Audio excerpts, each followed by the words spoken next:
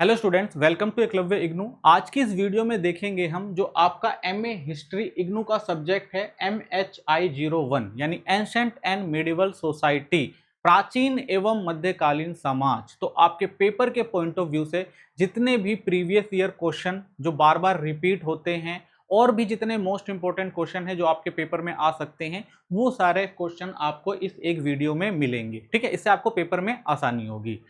Telegram channel जरूर हमारा join करें जो एकलव्य इग्नू नाम से है। यहाँ पर आपको फ्री नोट्स मिल जाएंगे इस लेक्चर के, और आने वाली जितनी भी वीडियो हैं उनकी अपडेट और वीडियो लिंक भी आपको यहाँ पर मिल जाएंगे। तो आप टेलीग्राम चैनल जरूर ज्वाइन कर लें।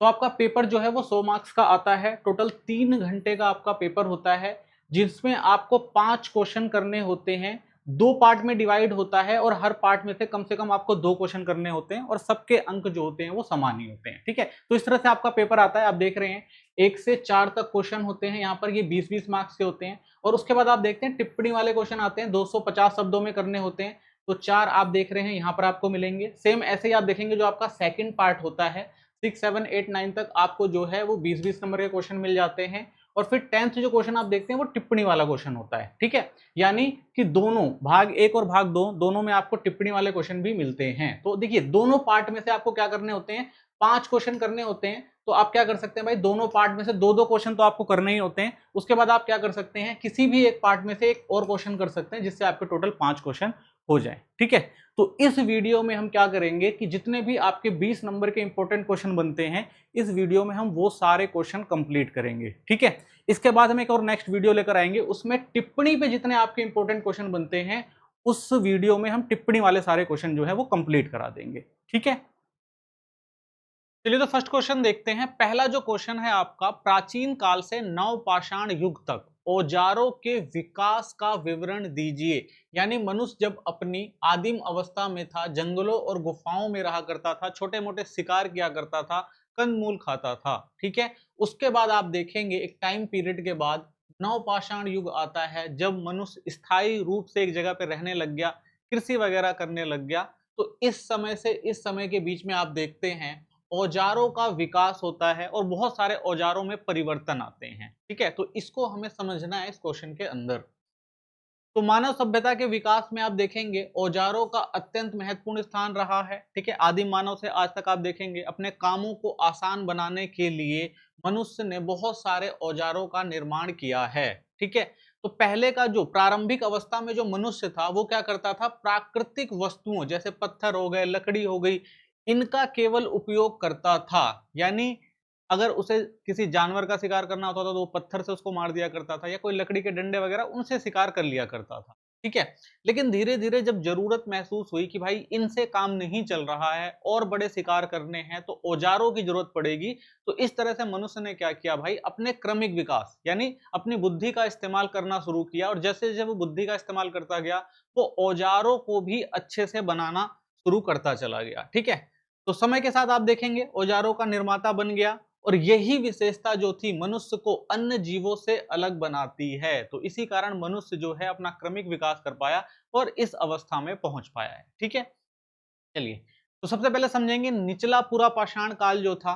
तो इस काल में आप देखेंगे औजार निर्माण की शुरुआत हुई। तो यही टाइम पीरियड था जब औजार बनाने शुरू किए आदिम मानव ने। ठीक है, तो सबसे प्रारंभिक औजार आप देखेंगे ओल्डोविन, जो लगभग 1.8 से 1.6 मिलियन वर्ष पुराने थे। ये साधारण पत्थरों के औजार होते थे, जिनमें चॉपर प्रमुख थे। ठीक है, तो ये क्या करते थे, पत्थरों को तोड़ दिया करते थे, उनको धारदार बनाकर उसके बाद उसका प्रयोग किया करते थे। इनका उपयोग जड़ें खोदने हो गए, कंदमूल काटना हो गया, या छोटे जानवरों की खाल उतारने में किया जाता था। ठीक है, तो इसलिए ये इन औजारों का इस्तेमाल करते थे। तो इन्हें आप देखेंगे सबसे पहले जो होमो हेबिलियस मानव थे, यानी जो प्राचीन मानव था, उसने इस तरह के औजारों को बनाना शुरू किया। ठीक है, ताकि वो आसानी से शिकार वगैरह कर सके।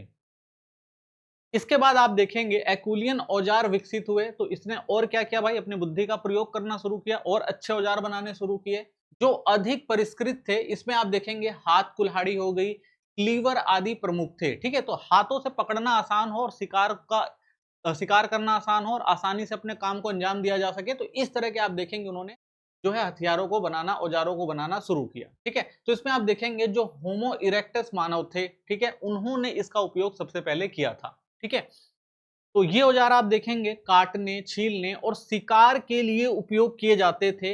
इन औजारों में द्विपार्श्वीय विकसित हुई, जिससे उनकी उपयोगिता उपयोगिता और ज्यादा बढ़ गई। देख रहे हैं आप, दो प्रकार, यानी दोनों तरफ से वो क्या करते थे, धारदार बनाते थे, ताकि और आसानी से जो है इस्तेमाल किया जा सके शिकार करने में, या जो भी उनका शिकार होता था उसको छीलने में, उनकी जो ऊपर की त्वचा होती थी उसको हटाने में, तो आराम से ये कर पाए। ठीक है। फिर आता है आपका मध्यपुरा पाषाण काल। ठीक है, अगली स्टेज में आप देखेंगे इस काल में औजारों में विविधता और तकनीक सुधार, यानी अब उन्होंने क्या किया, एक तरह के नहीं, अलग अलग तरह के औजार बनाने शुरू किए और तकनीकी तौर पे और ज्यादा सक्षम थे, जो और ज्यादा कारगर साबित हुए। ठीक है।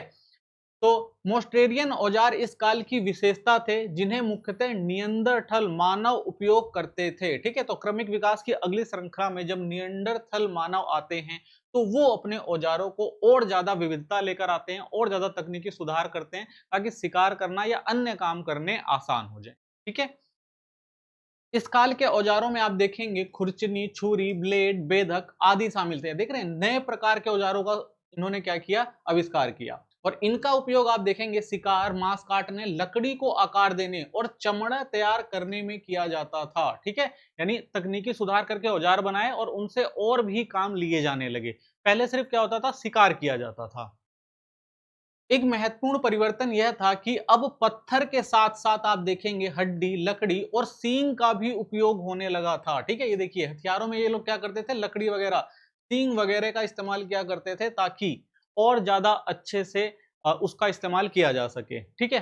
तो इसमें आप देखेंगे भाले जैसे औजार बनाए गए, जिन्हें आग में तपाकर मजबूत किया जाता था। इससे बड़े जानवरों का शिकार संभव हो सका। ठीक है। तो ये लोग क्या करते थे भाई, उसको आग में पकाते थे ताकि वो और ज्यादा कठोर हो जाए, और दूर से ही वो भाले के रूप में इस्तेमाल करके बड़े जानवरों का आसानी से शिकार कर सके। क्योंकि बड़े जानवर होते थे वो तेजी से भाग जाते थे, तो उनको पकड़ना आसान नहीं होता था, लेकिन वो फेंक के मारते थे, उनको लग जाता था, वो घायल हो जाते थे, तो बड़े आसानी से उनका शिकार कर पाते थे ये लोग। ठीक है।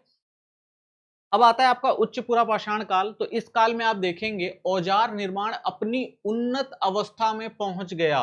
ठीक है। तो इस समय जो है सबसे उन्नत औजार आपको देखने को मिलते हैं, और इसका महत्वपूर्ण कारण ये भी था, इस टाइम तक मानव का काफी अच्छा विकास हो चुका था, उसकी बुद्धि काफी सक्षम हो गई थी, और होमोसेपियंस यानी आधुनिक मानव इसी काल में आपको देखने को मिलते हैं।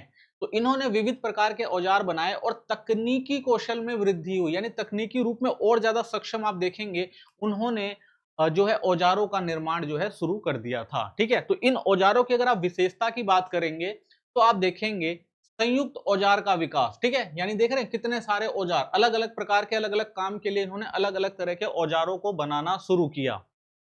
दूर से फेंकने वाले आप देखेंगे हथियार, जैसे भाला हो गया, धनुष बाण हो गया, इस तरह के जो है हथियार ये लोग इस्तेमाल कर रहे थे, औजार इस्तेमाल कर रहे थे। सूक्ष्म औजारों का निर्माण किया। ठीक है। छोटे छोटे जो औजार थे उनको इन्होंने बनाना शुरू कर दिया, जैसे एक तीर होता था, ठीक है ना, तो उसके लिए आप देखेंगे यहाँ पर पत्थर लगा दिए जाते थे। ठीक है। तो आसानी से, ऐसे ही भाले का इस्तेमाल किया जाता था।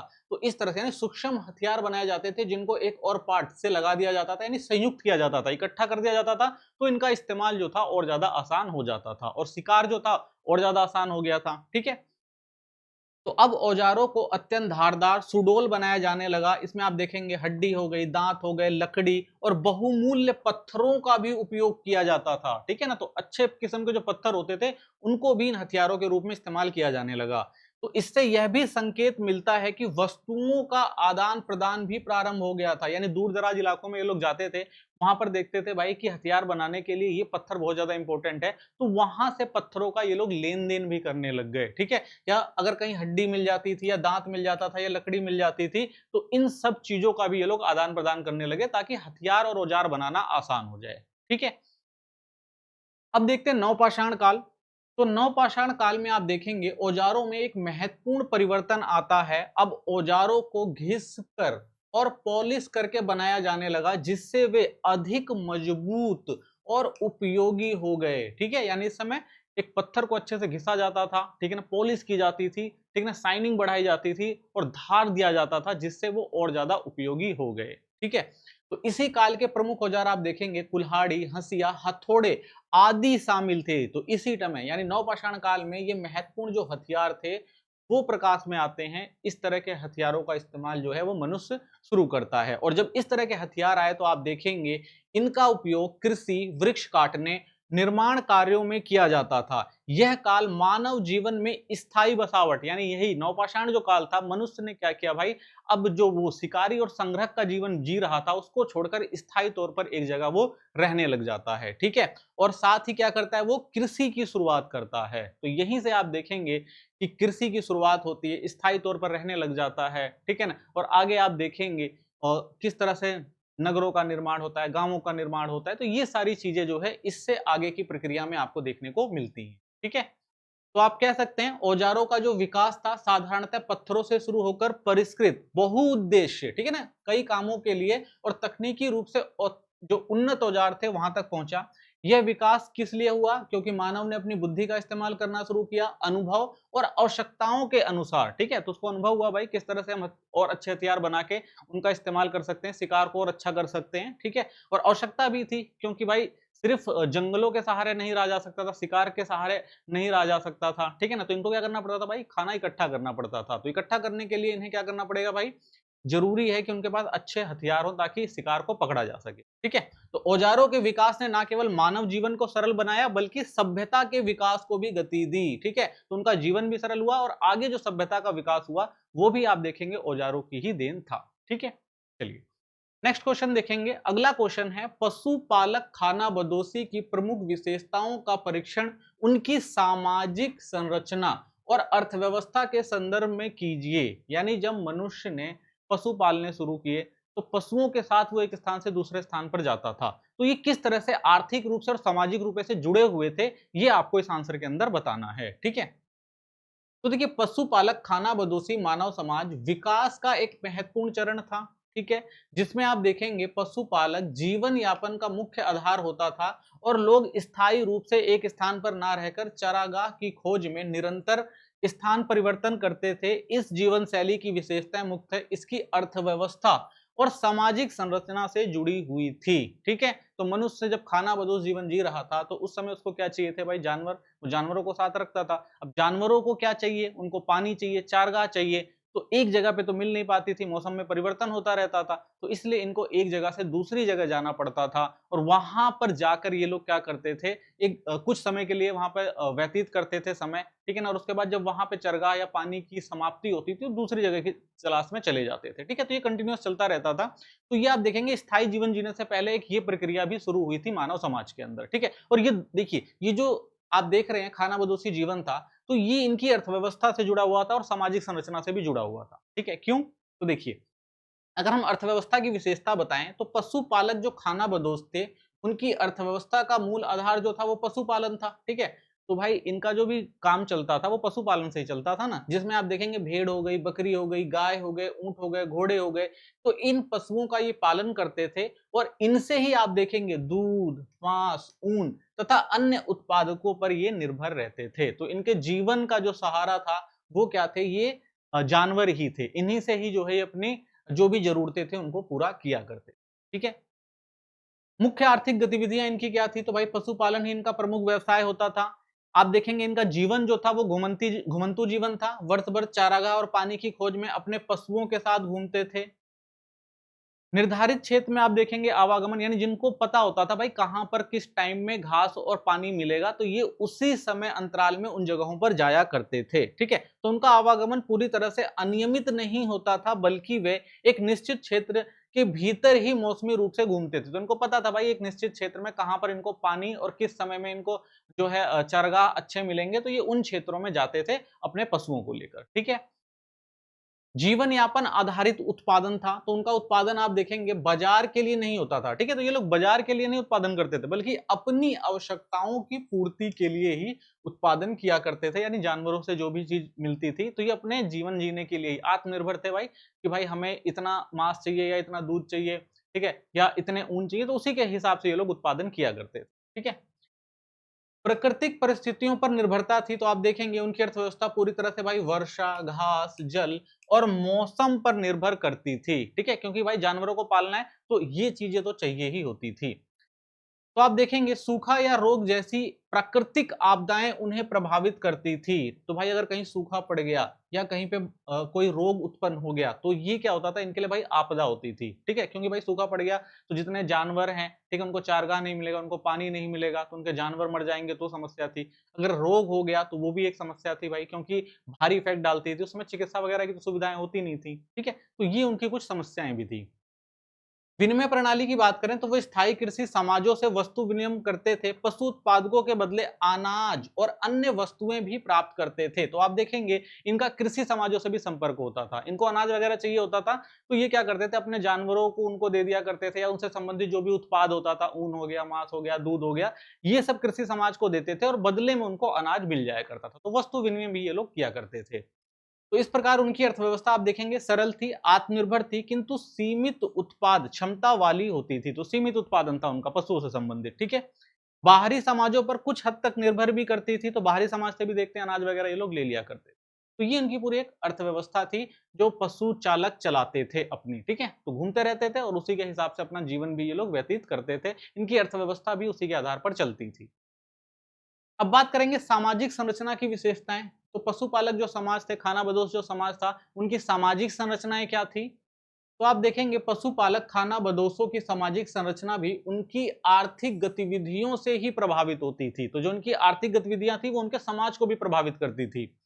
परिवार आधारित इकाई थी, तो भाई ये परिवार के साथ रहते थे। आप देखेंगे समाज की सबसे छोटी इकाई परिवार होती है, जिसमें पति पत्नी और बच्चे शामिल होते हैं। तो ये भी इनकी विशेषता थी भाई, इनके पास पशु होते थे और साथ में जो भी परिवार होता था, परिवार में पति पत्नी और बच्चे भी आपको देखने को मिलते हैं। ठीक है, कुल एवं वंश व्यवस्था थी। तो आप देखेंगे यहाँ पर भी कुल और वंश व्यवस्था ही चलती थी।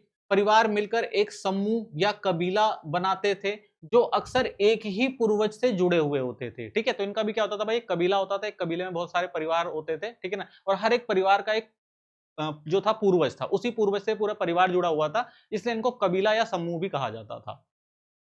सामूहिक जीवन था, तो सभी सदस्य मिलकर पशु चराने का कार्य करते हैं। अलग से कोई विशेष चरवाह वर्ग नहीं होता था। तो सब भाई अलग अलग परिवार के थे, लेकिन सबका काम एक ही था। ये लोग क्या करते थे, पशु चराते थे और उन्हीं के उत्पादन का जो है इस्तेमाल किया करते थे।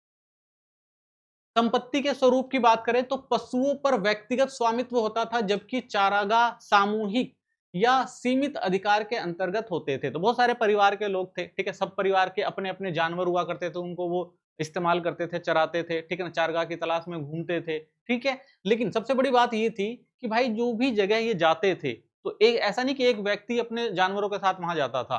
तो इनका जो पूरा समूह होता था, वो सारा समूह एक विशेष चारगाह पर जाता था। तो ये सब लोग मिलकर उस चारगाह का इस्तेमाल किया करते थे। तो सामूहिक तौर पर चारगाह का इस्तेमाल किया जाता था। सामाजिक असमानता की बात करें तो कुछ समुदायों में आप देखेंगे सामाजिक विभाजन भी मिलता है। जैसे अभिजात वर्ग चरगाहों पर नियंत्रण करते थे, तो सामाजिक असमानता भी थी भाई। कुछ क्षेत्रों में आप देखेंगे जो एक इलाका होता था, वहां पर कुछ सामंत वर्ग होते थे। ठीक है, उनके अभिजात वर्ग होते थे, जिनके पास बहुत सारी संपत्तियां होती थी, जमीनें होती थी।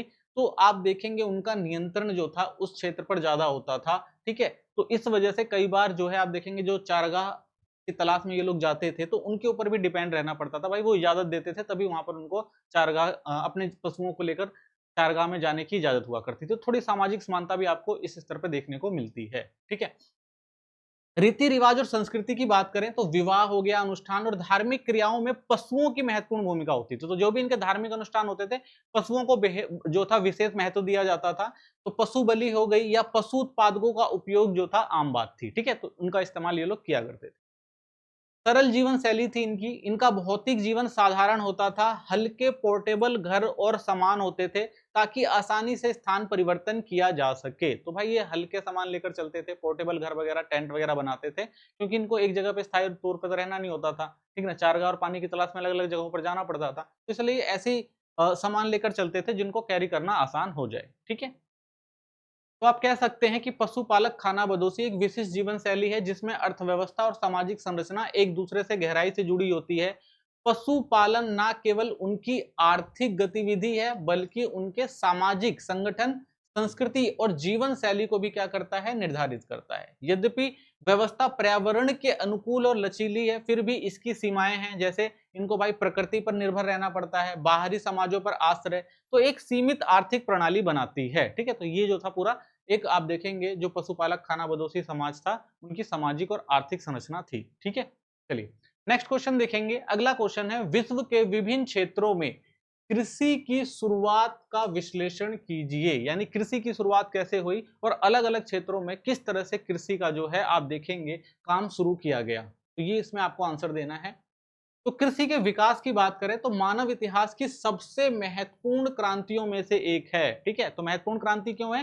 क्योंकि मनुष्य पहले क्या करता था, जंगलों में रहता था, ठीक है ना, उन्हीं के संसाधनों पर डिपेंड था। लेकिन प्राकृतिक परिवर्तन ऐसे आए कि वो उन पर डिपेंड नहीं रह पाया, उसे एक स्थायी जगह देखनी पड़ी। ठीक है, तो बहुत सारे कारण थे जो कृषि के लिए महत्वपूर्ण थे। इसीलिए कहा जाता है कि भाई एक स्थायी जीवन जीना जो था एक क्रांतिकारी था। तो इसे क्या कहा गया था? नवपाषाण क्रांति। यानी जब मनुष्य स्थायी तौर पर एक जगह पे रहने लग गया, कृषि करने लग गया, तो उसे नवपाषाण क्रांति कहा गया। इस परिवर्तन ने मानव जीवन को घुमंतु अवस्था से स्थायी निवास की ओर परिवर्तित कर दिया। यानी पहले जो मनुष्य एक स्थान से दूसरे स्थान पर जाता था, वो चीजें आप देखेंगे धीरे धीरे समाप्त हुई और मनुष्य स्थायी जीवन जीने लगा। विश्व के विभिन्न क्षेत्रों में कृषि का आरंभ एक समान समय और परिस्थितियों में नहीं हुआ है। तो आप देखेंगे कृषि हर एक क्षेत्र में होती है आज के टाइम में, लेकिन क्या हर एक क्षेत्र में एक साथ कृषि शुरू हुई थी या कोई और कारण थे जिनकी वजह से कृषि अलग अलग क्षेत्रों में अलग अलग प्रकार से हुई? बल्कि यह जलवायु परिवर्तन, जनसंख्या वृद्धि तथा पर्यावरणीय दबावों के कारण अलग अलग क्षेत्रों में स्वतंत्र रूप से विकसित हुई। तो आप देखेंगे कि जो कृषि की शुरुआत हो गई उसके पीछे महत्वपूर्ण कारण था जलवायु परिवर्तन, जनसंख्या वृद्धि और पर्यावरणीय दबाव। ठीक है, चलिए और डिटेल में समझते हैं इसे। तो सबसे पहले देखेंगे दक्षिण पश्चिम एशिया में किस तरह से कृषि की शुरुआत हुई।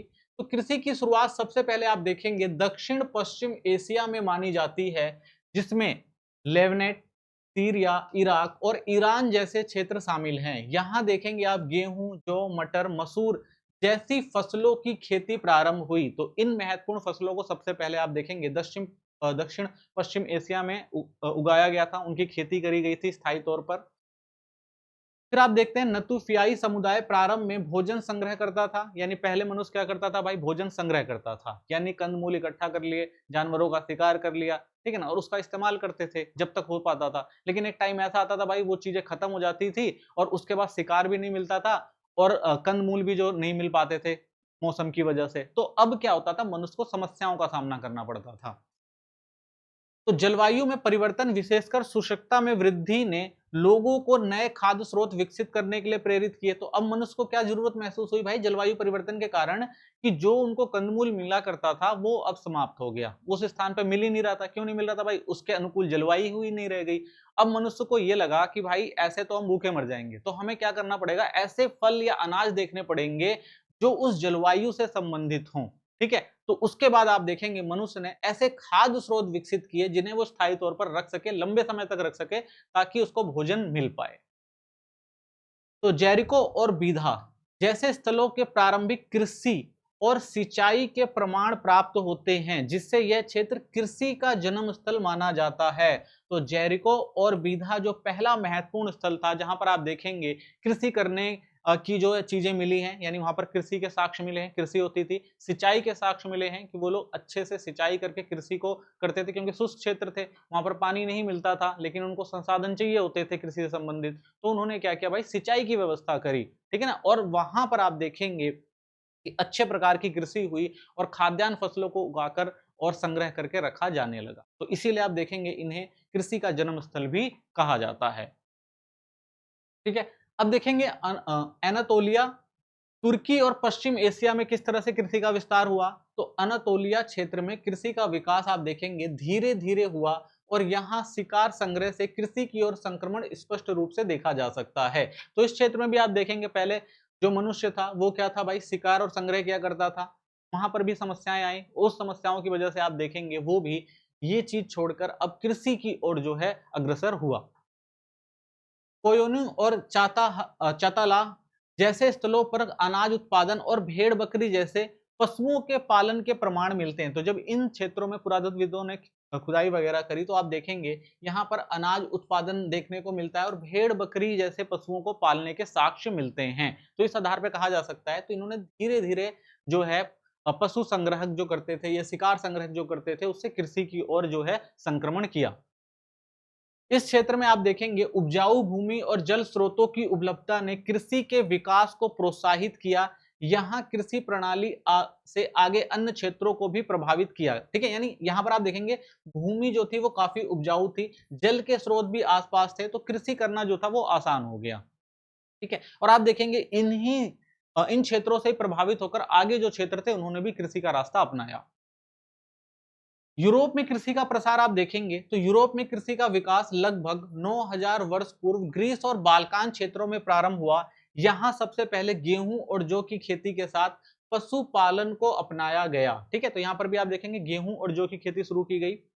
यूरोप में कृषि मुख्यतः आप देखेंगे पश्चिम एशिया और एनातोलिया से सांस्कृतिक संपर्क के माध्यम से फैली। यहाँ कटाई और दहन खेती जैसे तकनीकों का उपयोग किया गया। यानी आप देख रहे हैं कि जो यूरोप में कृषि की शुरुआत हुई है स्वतंत्र रूप से नहीं हुई थी, बल्कि क्या हुआ, जब ये पश्चिम एशिया के क्षेत्रों से संपर्क में आया तो वहां पर जो सांस्कृतिक परिवर्तन उन्होंने देखे थे उसके आधार पर इन लोगों ने भी क्या किया, कृषि की शुरुआत करी। तो वहां से इन्होंने सीखा और यहाँ पर आप देखेंगे कृषि की शुरुआत होती है। ठीक है, तो कटाई और दहन खेती करते थे ये लोग। ठीक है ना, एक जगह जो भी खेती होती थी उसको, खेती को काट लिया जाता था, कटाई करने के बाद उसको दहन कर दिया जाता था, उस जगह को छोड़ के दूसरी जगह कृषि करी जाती थी। जब 1-2 साल में इसकी उर्वरता वापस आ जाती थी तो दोबारा इस जगह पे आकर ये लोग खेती किया करते थे। तो इस तरह की खेती आप देखते हैं शुरुआत हुई थी यूरोप में। तो इस प्रकार आप देखते हैं यूरोप में कृषि का जो विकास हुआ है वो स्वतंत्र रूप से कम और प्रसार के माध्यम से अधिक हुआ है। तो यहाँ पर स्वतंत्र नहीं हुई थी बल्कि इन्होंने कृषि को सीखा था दूसरे संस्कृतियों के संपर्क में आने के बाद। ठीक है, अब देखते हैं मेसो अमेरिका यानी मैक्सिको क्षेत्र में किस तरह से कृषि की शुरुआत हुई। तो मेसो अमेरिका में कृषि का विकास स्वतंत्र रूप से हुआ। तो यहाँ पर आप देखेंगे स्वतंत्र रूप से कृषि की शुरुआत होती है। यहाँ की प्रमुख फसलें जो थी वो थी मक्का, कुम्हड़ा और बीन्स। प्रारंभ में लोग घुमंतु जीवन जीते थे, परंतु धीरे धीरे नदी घाटियों के पास बसने लगे। यानी प्रारंभ में ये लोग वही थे भाई, क्या करते थे, शिकार और संग्रहक थे, लेकिन फिर धीरे धीरे आप देखा जलवायु परिवर्तन होता है तो उन क्षेत्रों में आप देखेंगे उस तरह का उत्पादन नहीं हो पाता है, तो इनका भोजन इनको नहीं मिल पाता। तो ये लोग क्या करते हैं, ऐसे क्षेत्रों में गए जहां पर देखा इन्होंने नदी घाटियां थी और नदी घाटियों के आसपास इन्होंने देखा भाई अच्छे खासे जो जमीनें थी जहां पर अच्छे खासे उत्पादन हुआ करते थे, तो ये लोग वहां पर स्थायी तौर पर रुक गए। और एक मौसम में इनको फसलें मिलती थी, अगले में नहीं मिलती थी, तो इनको ये चीजें भी समझ में आई कि भाई हम इनको उगा के और स्टोर करके भी रख सकते हैं। तो ये सारी जब बुद्धि का विकास होने लगा मानव का तो ये चीजें भी होने लगी थी। ठीक है, तो उसके बाद आप देखेंगे नदी घाटियों में ये लोग बसे और वहां पर कृषि करना जो है आसान हो गया और आसानी से ये लोग अपने संसाधनों का इस्तेमाल कर पाए। लगभग 5400 ईसा पूर्व स्थायी कृषि और गांवों का विकास हुआ। तो भाई नदी घाटियों में ये लोग बसने लग गए और परिवार आए बसने लग गए। तो इस तरह आप देखेंगे धीरे धीरे जो है उनके आसपास के क्षेत्रों में गांवों का जो है निर्माण होना शुरू हो गया। कृषि स्थानीय पौधे और पर्यावरणीय परिस्थितियों के अनुसार विकसित हुई जो इसे अन्य क्षेत्रों से भिन्न बनाती है। तो सबसे बड़ी बात ये थी कि इन्होंने देखा भाई कि यहाँ पर कौन से स्थानीय पौधे हैं और पर्यावरण की परिस्थितियां क्या हैं जिसके आधार पर हम कृषि कर सकते हैं। तो उसके आधार पर, पर्यावरण के आधार पर और उस क्षेत्र में जो उत्पादन हो सकता था उसके आधार पर उन्होंने उन फसलों का उत्पादन शुरू किया। ठीक है, तो इसलिए आप कह सकते हैं कि भाई इन्होंने सोचा समझा और जो जरूरत की चीजें थी उनका इस्तेमाल करके कृषि शुरू करी। तो अन्य क्षेत्रों से यहाँ पर जो कृषि की शुरुआत हुई वो थोड़ी भिन्न प्रकार की थी। ठीक है, चीन में कृषि के विकास की बात करें तो चीन में कृषि का विकास जो था यांगशाओ और लुंगशान संस्कृतियों से जुड़ा हुआ है। तो ये संस्कृतियां प्रमुख रूप से कृषि की शुरुआत करती हैं। यहां आप देखेंगे बाजरा, चावल, गेहूं और सोयाबीन की खेती होती थी। साथ ही आप देखेंगे ये लोग कुत्ता, सुअर, भेड़ और मवेशियों का जो है वो पालन किया करते थे। यानी कृषि और पशुपालन दोनों एक साथ इन्होंने शुरुआत करी थी। यहाँ की अर्थव्यवस्था आप देखते हैं मिश्रित थी, जिसमें शिकार, मछली पकड़ना और खेती एक साथ चलते थे। तो इन्होंने मिश्रित आप देखेंगे अर्थव्यवस्था की शुरुआत करी थी। यह दर्शाता है कृषि का विकास धीरे धीरे अन्य आर्थिक गतिविधियों के साथ समन्वय बनाते हुए हुआ। ठीक है, तो यानी पशुपालन वगैरह ये सब चीजें तो पहले थी, लेकिन धीरे धीरे इनको अनाज की कमी महसूस हुई, जनसंख्या वगैरह अगर बढ़ रही थी तो इनको लगा भाई कृषि करना भी जरूरी है। स्थायी तौर पर एक ऐसी चीज होनी चाहिए जो हमें खाद्यान्न के लिए पर्याप्त मात्रा में मिल सके। तो यहाँ पर इन्होंने देखा कि कृषि एकमात्र ऐसा चीज है जिससे हम क्या कर सकते हैं, उत्पादन करके स्टोर करके रख सकते हैं। तो यहाँ पर कृषि की जो है इसके कारण शुरुआत होती है। ठीक है, तो ये लोग क्या करते हैं भाई, कृषि भी करते हैं, मवेशी पालन भी करते हैं। तो ये मिश्रित अर्थव्यवस्था की शुरुआत जो है चीन में आपको देखने को मिलती है।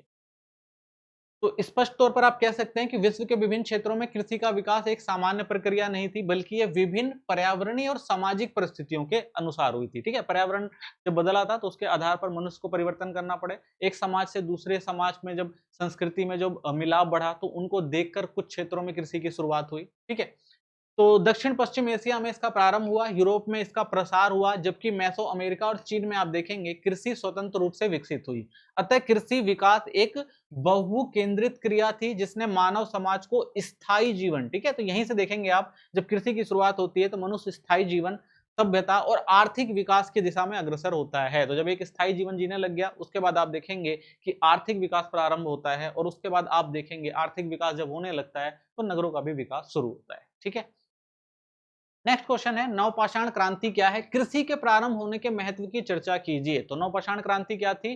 कृषि को क्यों महत्व दिया जाने लगा इस टाइम में, आपको ये आंसर में देना है। ठीक है, तो देखिए, नवपाषाण क्रांति मानव इतिहास की एक महत्वपूर्ण घटना है जिसने मानव जीवन के रूप को मूल रूप से बदल दिया। यह वह समय था जब मनुष्य शिकार और संग्रहण पर निर्भर जीवन से हटकर आप देखेंगे कृषि और पशुपालन को अपनाने लगा। ठीक है, पुरातात्विक दृष्टि से नवपाषाण युग का काल लगभग 12,000 वर्ष पूर्व से 6,000 वर्ष पूर्व तक माना जाता है। इस परिवर्तन को क्रांति इसलिए कहा गया क्योंकि मानव के आर्थिक, सामाजिक और सांस्कृतिक जीवन में आप देखते हैं व्यापक बदलाव होता है। यानी कृषि के आने की वजह से एक समाज की जो आर्थिक, सामाजिक और सांस्कृतिक प्रक्रियाएं थी उसमें बहुत सारे परिवर्तन आए, इसीलिए इसे क्रांति कहा जाता है। ठीक है, तो नवपाषाण क्रांति का अर्थ आप समझ ही गए होंगे कि नवपाषाण क्रांति का तात्पर्य ऐसे ऐतिहासिक परिवर्तन से है जिसमें मनुष्य पहली बार भोजन का उत्पादन करना शुरू करता है।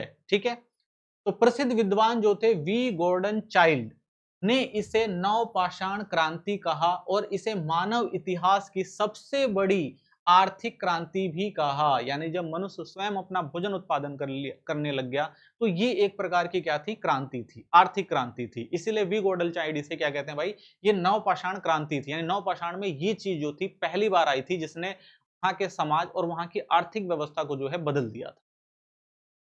इस काल में आप देखेंगे पौधों की खेती और पशुओं का पालन पालन जो था वो आरंभ हुआ, जिससे मनुष्य प्रकृति पर निर्भर रहने के बजाय उसे नियंत्रित करने लगा। यानी यहीं से आप देखते हैं कि मनुष्य जो है पहले प्रकृति से डर रहा था कि भाई पूरा का पूरा प्रकृति पे डिपेंड था। अब यहां पर मनुष्य ने क्या किया भाई? प्रकृति के खिलाफ, यानी कि प्रकृति ही सारा सामान नहीं देगी, हमें कुछ मेहनत करके खुद से जो है प्रकृति से लड़ के चीजों को लेना पड़ेगा। तो ये कृषि की ही जो शुरुआत थी सबसे पहले। यह परिवर्तन अचानक नहीं बल्कि धीरे-धीरे हुआ, परंतु इसके परिणाम अत्यंत व्यापक थे। तो ये चीजें ऐसे नहीं हुई, धीरे-धीरे हुई। यानी मनुष्य पहले एक जगह रहा होगा भाई, पहले उसने देखा होगा अनाज होता था, लेकिन कुछ समय पीरियड में भाई अनाज की कमी होनी शुरू हो गई होगी। तो उसने आस-पास देखा होगा भाई कौन-सा जो है अनाज जो है वो काफ़ी समय तक जो है रहता है और इसको बार-बार क्या है उगाया भी जा सकता है। तो इसलिए ये सब चीजें ऑब्जर्व करने में मनुष्य को टाइम लगा, लेकिन धीरे-धीरे क्या किया उसने सीखा, फिर उसको अप्लाई किया। तो इस तरह से आप देखेंगे कृषि की जो है वो शुरुआत होती है। कृषि के प्रारंभ का अगर महत्व की बात करें तो खाद्य उत्पादन और अधिशेष, यानी जब कृषि की शुरुआत हुई तो आप देखेंगे सबसे पहली जो समस्या थी कि भाई किस तरह से अपना जीवन जिए, ठीक है ना, खाना कहाँ से मिलेगा, इसी की तलाश में तो मनुष्य घूमता रहता था। तो खाद्य उत्पादन जो था उसकी जो समस्या थी खत्म हो गई। ठीक है, और अब देखेंगे खाद्य उत्पादन की समस्या तो खत्म हुई, लेकिन साथ ही साथ अधिशेष, यानी ज्यादा मात्रा में किया तो अधिशेष भी बचने लगा। तो कृषि के प्रारंभ से मनुष्य केवल भोजन संग्रह करने वाला नहीं रहा, बल्कि स्वयं भोजन उत्पन्न करना शुरू किया। इससे खाद्य पदार्थों का अधिशेष उत्पन्न हुआ जिसे संग्रहित किया जा सकता था। यह अधिशेष संकट के समय उपयोगी साबित हुआ और व्यापार एवं विनिमय की नींव यहीं से पड़ती है। यानी पहले मनुष्य क्या था भाई? संग्रह करता था, भाई आज का खाना कैसे खाया जाएगा, तो जंगल में गया भाई, जो भी कंदमूल मिले उसको इकट्ठा कर लिया, जो पशु मिला उसको मार दिया। ठीक है, तो भाई पूरे परिवार ने खाया, खत्म हो गया भाई। लेकिन अब क्या था, जब कृषि शुरू हुई तो उसको ये चिंता नहीं थी भाई शिकार करने जाना है, उसने कृषि कर दी, अनाज है, पर्याप्त मात्रा में अनाज है, तो उसको डेली डेली जो है ये सारी समस्याओं का सामना नहीं करना पड़ता। तो उसे पता होता था भाई कि खाना हमारे पास है, हम आराम से महीना भर, 2 महीना भर चला सकते हैं। ठीक है, तो एक ये समस्या खत्म हो गई। ठीक है, अब क्या था, कई बार ऐसा होता था भाई उनके पास उत्पादन ज्यादा हो जाता था तो बहुत सारा सामान बच जाता था, तो अब वो क्या करें? तो उनको महसूस हुआ भाई इस सामान को हम किसी और को दे सकते हैं और उससे कोई ना कोई सामान ले सकते हैं। तो इसी समय आप देखेंगे व्यापार और विनिमय की जो है शुरुआत होती है। स्थायी जीवन, तो कृषि के कारण मनुष्य एक स्थान पर बसने लगा, ठीक है, क्योंकि भाई कृषि करनी है तो परमानेंट वहां पर रहना पड़ेगा भाई, देख रेख करनी पड़ेगी। पहले जहां लोग घुमंतू जीवन जीते थे, वहीं अब स्थायी बस्तियां और गांवों का विकास हुआ। जेरिको फिलिस्तीन में आप देखेंगे है जो कताल ह्यूक तुर्की या एनातोलिया जैसे स्थानों पर स्थायी निवास के प्रमाण मिलते हैं। तो पुरातत्वविदों को इन जगहों पर आप देखेंगे स्थायी प्रमाण मिलते हैं कि यहाँ पर मनुष्य ने सबसे पहले रहकर कृषि की शुरुआत कर दी थी। जो सभ्यता के विकास की दिशा में महत्वपूर्ण कदम था, तो यहीं से आप देखते हैं जो सभ्यताओं का जो है विकास शुरू होता है। जनसंख्या वृद्धि, तो खाद्य उत्पादन में वृद्धि के कारण आप देखेंगे जनसंख्या भी बढ़ने लगी। स्थायी जीवन और नियमित भोजन की उपलब्धता ने बड़ी संख्या में लोगों के पालन पोषण को संभव बनाया। इससे अधिकांश संगठित आप देखेंगे समाज जो था वो अधिक संगठित और जटिल होता गया। पहले क्या होता था भाई, लोग खाने की तलाश में, भोजन की तलाश में इधर उधर घूमते रहते थे, ठीक है, तो कोई पूर्व में चला गया, कोई पश्चिम में चला गया, तो ये लोग संगठित नहीं थे। लेकिन आप देखेंगे जब स्थायी जीवन जीने लगा तो लोग एक जगह पे रहने लग गए, भोजन पर्याप्त मात्रा में होने लगा, तो लोग कहीं जा नहीं रहे हैं तो क्या होंगे, जनसंख्या में वृद्धि होगी, और जनसंख्या में विकृत होगी तो आप देखेंगे समाज जो होगा वो संगठित होना शुरू हो जाएगा, ठीक है। तो संगठित होगा तो जटिल भी होगा, क्योंकि भाई अब उसमें एक व्यक्ति जो है एक काम तो करेगा नहीं, अलग अलग प्रकार के भी काम करेंगे, तो समाज में आप देखते हैं जटिलता भी आने लगती है इसी टाइम पीरियड में, ठीक है। तो कृषि के कारण ये समस्या भी आपको देखने को मिलती है। सामाजिक संरचना में परिवर्तन, तो कृषि के साथ साथ आप देखेंगे श्रम विभाजन की शुरुआत हुई। लोग विभिन्न कार्यों में जैसे खेती, पशुपालन, बर्तन निर्माण, बुनाई आदि में विशेषज्ञ बनने लगे। तो भाई उन्होंने खेती कर दी, तो खेती तो रोज रोज की काम नहीं था, एक बार खेती कर दी तो भाई 2 महीने 3 महीने तक उन्हें ज्यादा काम करना नहीं पड़ता था। तो इस समय खाली बैठने से अच्छा वो लोग क्या करते थे भाई, पशुपालन कर लेते थे, ठीक है ना। कुछ जो लोग थे जिनके पास कारीगरी थी तो वो बर्तन वगैरह बनाने लग गए, बुनाई वगैरह करने लग गए, ठीक है। तो ये सारी चीजें खाली समय में कर रहे थे, तो वो क्या धीरे धीरे सीखते सीखते वो क्या बन गए, विशेषज्ञ बन गए इसके। परिवार और समुदाय की भूमिका मजबूत हुई तथा सामाजिक संगठन अधिक जटिल हो गया। तो अब क्या हो गया भाई कि जो जोन सा काम कर रहा था वो उस समुदाय के रूप में बंटने लग गया, ठीक है। तो अब जब समुदाय का विकास होगा, ठीक है ना, और समाज में आप देखेंगे संगठन बदलेगा, तो समाज क्या होता है और ज्यादा जटिल हो जाता है, ठीक है, यानी सबके काम जो होते हैं वो विभाजित हो जाते हैं। तो यही जो कारण था, जो था आप देखेंगे श्रम विभाजन आपको देखने को मिलता है। तकनीकी विकास आप देखते हैं तो कृषि के लिए भाई नए औजारों का निर्माण हुआ, जैसे कुदाल हो गया, हंसिया हो गया, कुल्हाड़ी हो गई। इसके साथ ही आप देखेंगे मिट्टी के बर्तन बनाना, कपड़ा बुनना, धातुओं का प्रारंभिक उपयोग भी शुरू हो गया।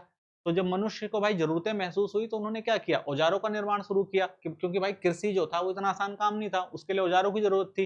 तो जरूरत के हिसाब से उन्होंने औजारों का निर्माण शुरू किया, ठीक है। और उसके बाद जब वो एक जगह पर बैठकर स्थायी तौर पर सोच रहे थे भाई किस तरह से बर्तन बनाए जाए, तो बर्तन बनाने के लिए उन्होंने चाक वगैरह का इस्तेमाल, कपड़े वगैरह बनाने थे, कपड़े बुनने का काम, उसके लिए भी औजार बनाने का काम। यानी इस समय आप देखेंगे तकनीकी रूप से लोगों ने सोचना शुरू किया और तकनीकों का विकास करना शुरू किया, ठीक है। तो इन तकनीकों ने मानव जीवन को अधिक सुविधाजनक बना दिया, ठीक है। तो इससे क्या हुआ कि जो पहले एक हार्ड वर्क होता था वो धीरे धीरे क्या हो गया, थोड़ा आसान होता चला गया, ठीक है। आर्थिक और सांस्कृतिक विकास की बात करें तो अधिशेष उत्पादन के कारण विनिमय और व्यापार, तो जैसा हमने देखा था भाई कि अधिशेष बचने लग गया, अब उसको बचा के रखा नहीं जाता था, क्या करा जाता था भाई, किसी और को दिया जाता था, और जरूरत होती थी भाई उसके पास कोई सामान था तो उससे ले लिया जाता था। तो इसी समय आप देखते हैं विनिमय और व्यापार की शुरुआत होती है। तो एक क्षेत्र में पहले वो लोग करते थे, लेकिन जब उनको लगा भाई इस क्षेत्र में नहीं, तो वो क्या होता, दूसरे क्षेत्रों में जाते थे, वहां से सामान का आदान प्रदान करने लग गए। तो विभिन्न क्षेत्रों के बीच आप देखेंगे संपर्क बढ़ा। अब देखिए जब एक जगह से दूसरी जगह लोग जाएंगे तो सांस्कृतिक आदान प्रदान होगा कि भाई वो क्या करते हैं, उनकी क्या गतिविधियां हैं, तो ये लोग क्या करने लगे, उनसे सीखने लग गए। तो एक दूसरे से सीख के जो है आप देखेंगे सांस्कृतिक आदान प्रदान होता है और लोग अच्छे से चीजों को सीखने लगते हैं, ठीक है। और इसके साथ ही आप देखेंगे धार्मिक विश्वास भी, ठीक है, लोगों के अंदर धार्मिक विश्वास फैलता है। अनुष्ठान और सामाजिक परंपराएं भी विकसित होती हैं। तो ये लोग जिस काम को करते थे तो इनको लगता था भाई जो ये काम कर रहे हैं तो कोई ना कोई जो है भगवान है या कोई ना कोई प्रकृति है जो उनको इस काम में मदद कर रही है। मान लो वो खेती करते थे, ठीक है, और खेती में क्या हुआ भाई, बारिश ज्यादा हो गई या सूखा पड़ गया, तो क्या होता था भाई, उनकी खेती खराब हो जाती थी। तो अब इन्होंने सोचना शुरू किया कि भाई ये जो है कोई भगवान है या कोई प्रकृति है जो हमसे नाराज है, तो हमें क्या करनी चाहिए, उनकी पूजा करनी चाहिए या अपने संसाधनों को उनको भी अर्पित करना चाहिए। तो ये सारे विश्वास आप देखेंगे धीरे धीरे लोगों में आने लगे, जिससे वो लोग क्या करने लगे भाई, अनुष्ठान करने लगे, ठीक है। तो अनुष्ठान जो होता था भाई किसी एक व्यक्ति का तो था नहीं, पारंपरिक तौर पर यानी सब लोगों की समस्या थी, तो सारे लोग इकट्ठा होते थे। तो इससे आप देखेंगे सामाजिक परंपराएं जो है बनने लग गई। तो आगे चलकर यही जो थी सभ्यताओं का आधार भी बने। तो ये सारी चीजें आगे जब सभ्यताओं का विकास हुआ तो उन सब चीजों में भी ये चीजें कंटिन्यूअस चलती रही। तो आप कह सकते हैं नवपाषाण क्रांति मानव इतिहास में एक युगांतकारी परिवर्तन थी। कृषि के प्रारंभ ने न केवल मानव के आर्थिक जीवन को बदला, बल्कि आप देख रहे थे सामाजिक, सांस्कृतिक और तकनीकी विकास की भी नींव रखी। तो यहीं से तकनीक विकास भी आती है। यह परिवर्तन ही आगे चलकर आप देखेंगे नगरों, राज्यों और सभ्यताओं के उदय का कारण बने। इसीलिए नवपाषाण क्रांति को मानव सभ्यता के विकास की आधारशिला कहा जाता है। तो नवपाषाण काल ने ही आप देखेंगे जो मानव सभ्यता के विकास की आधारशिला रखी थी। तो यहीं से सभ्यताओं का विकास होता है। नवपाषाण काल से ही सभ्यताओं का विकास शुरू हुआ। ठीक है, चलिए नेक्स्ट क्वेश्चन है, हड़प्पा और मेसोपोटामिया की शहर योजना की तुलना कीजिए। ठीक है, तो दो महत्वपूर्ण शहर हैं। आप देखेंगे हड़प्पा जो आपका भारत और पाकिस्तान में था। ठीक है, मेसोपोटामिया जो था ये जो क्षेत्र थे, यहाँ पर शहर बड़े अच्छे से विकसित किए गए। आज जो हम शहरी व्यवस्था देखते हैं, इस टाइप की शहरी व्यवस्था आपको यहाँ पर भी देखने को मिलती है। ठीक है, लेकिन इनमें दोनों में कुछ डिफरेंस भी था, इनको समझेंगे। हड़प्पा और मेसोपोटामिया दोनों ही प्राचीन विश्व की महत्वपूर्ण शहरी सभ्यताएं थी, जिनका विकास लगभग आप देखेंगे कांस्य युग में हुआ। दोनों सभ्यताओं में आप देखेंगे नगर जीवन था, व्यापारिक प्रक्रिया होती थी, कृषि का भी जो है उच्च विकास देखने को मिलता है। तो ये तीनों चीजें आपको वहां पर देखने को मिलती हैं। परंतु उनकी शहर योजना में समानताएं और भिन्नताएं भी पाई जाती हैं। तो ये शहरी सभ्यता थी, लेकिन उनकी यानी मेसोपोटामिया की और जो अब हड़प्पा की बात करते हैं, इनकी जो शहरी सभ्यताएं थी, इनमें काफी समानताएं और भिन्नताएं भी आपको देखने को मिलेगी। इनकी तुलना से प्राचीन शहरी विकास की विशेषताओं को समझा जा सकता है। तो इनकी तुलना करके हम समझ सकते हैं कि जो भी प्राचीन सभ्यताएं थी, वो किस तरह से विकास कर रही थी। ठीक है, तो सबसे पहले हड़प्पा की शहर योजना की बात करेंगे। तो हड़प्पा सभ्यता की शहर योजना अत्यंत सुव्यवस्थित और वैज्ञानिक थी। यानी उस समय इन्होंने जो भी शहर बसाए वो बहुत अच्छे से वेल डिजाइन थे, और साथ ही उन्होंने वैज्ञानिक, ठीक है, यानी उन्होंने देखा कि भाई शहरों को बनाने के लिए कौन कौन सी तकनीक इस्तेमाल की जा सकती है। ठीक है ना, कितना मेजरमेंट हो सकता है, कितना अच्छा बनाया जा सकता है, यानी वैज्ञानिक तकनीकों का इन्होंने इस्तेमाल किया। तो आप देखेंगे नगर जो थे वो ग्रिड प्रणाली पर आधारित थे, जिसमें सड़कें एक दूसरे को संपूर्ण पर काटती थी। शहर को मुख्यतः दो भागों में बांटा गया था, ऊपरी नगर और निचला नगर। ठीक है, दो भागों में विभाजित किया गया था। ऊपरी जो नगर होता था उसे दुर्ग भी कहा जाता था।